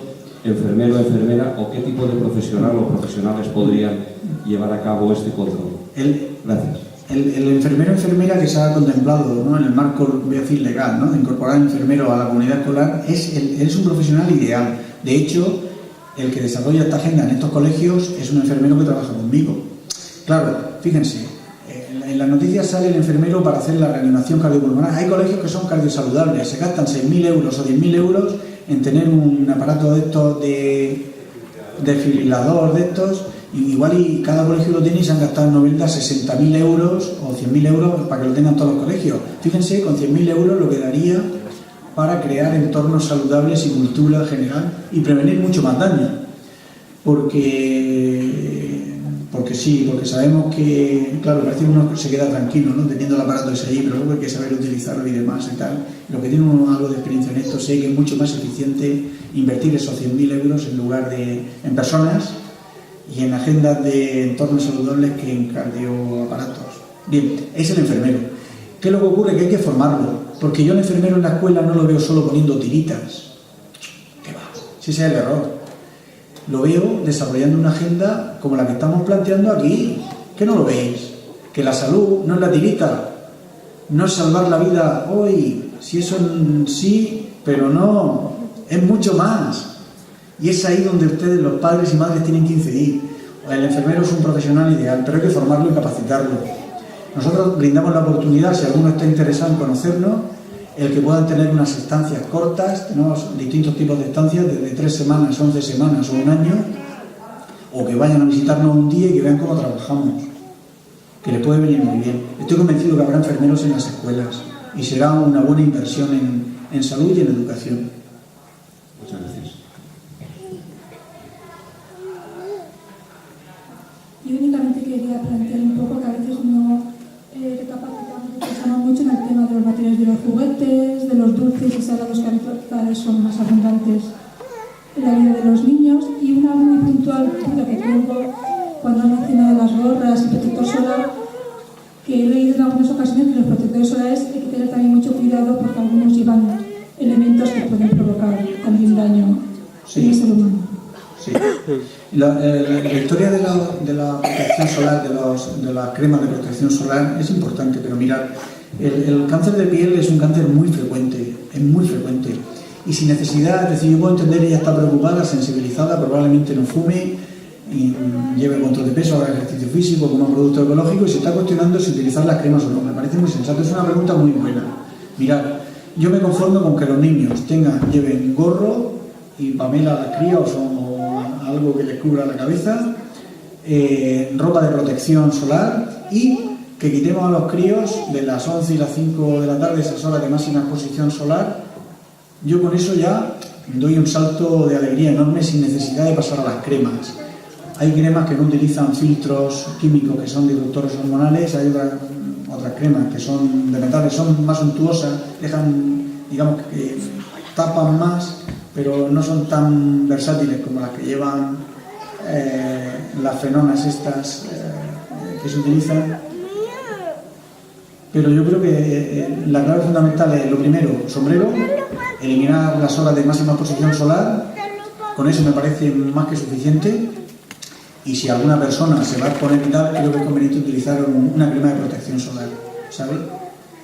Pero lo más importante es evitar las horas de máxima exposición solar, más que la crema. ¿Ok?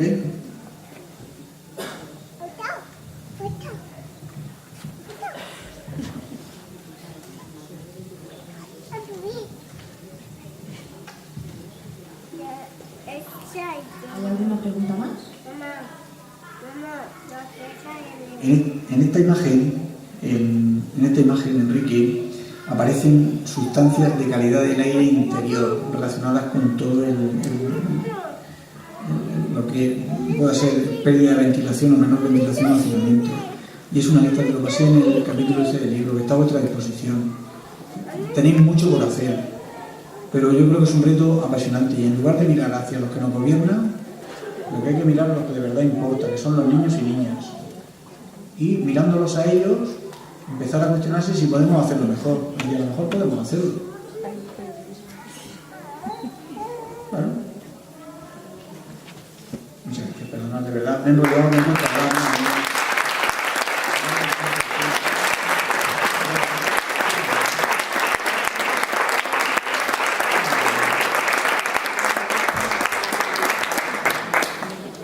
Gracias por la charla, ha sido súper interesante y nada, muchas gracias por venir. Por favor, gracias a vosotros. Os espero por Murcia, como Enrique tiene mi contacto y demás, si alguna vez queréis visitarnos el día, no está en la página web, pero si entráis, me gustaría que Novelda presentara en el curso ese de verano, además aprovecháis para conocer Cartagena. Si presentáis alguna experiencia de lo que sea, me da igual, vamos a becar la matrícula del que vaya ahí, que no le cueste nada el curso, y estaré encantado porque vamos a desarrollar los aspectos esos que habéis visto ahí, vamos a ir desarrollando durante esa semana, pues, calidad del aire interior, calidad del aire exterior, partículas diésel y demás. Y que Novelda se merece todo lo que se merecen su niño y niña, de verdad. Muchísimas gracias. Espero la semilla.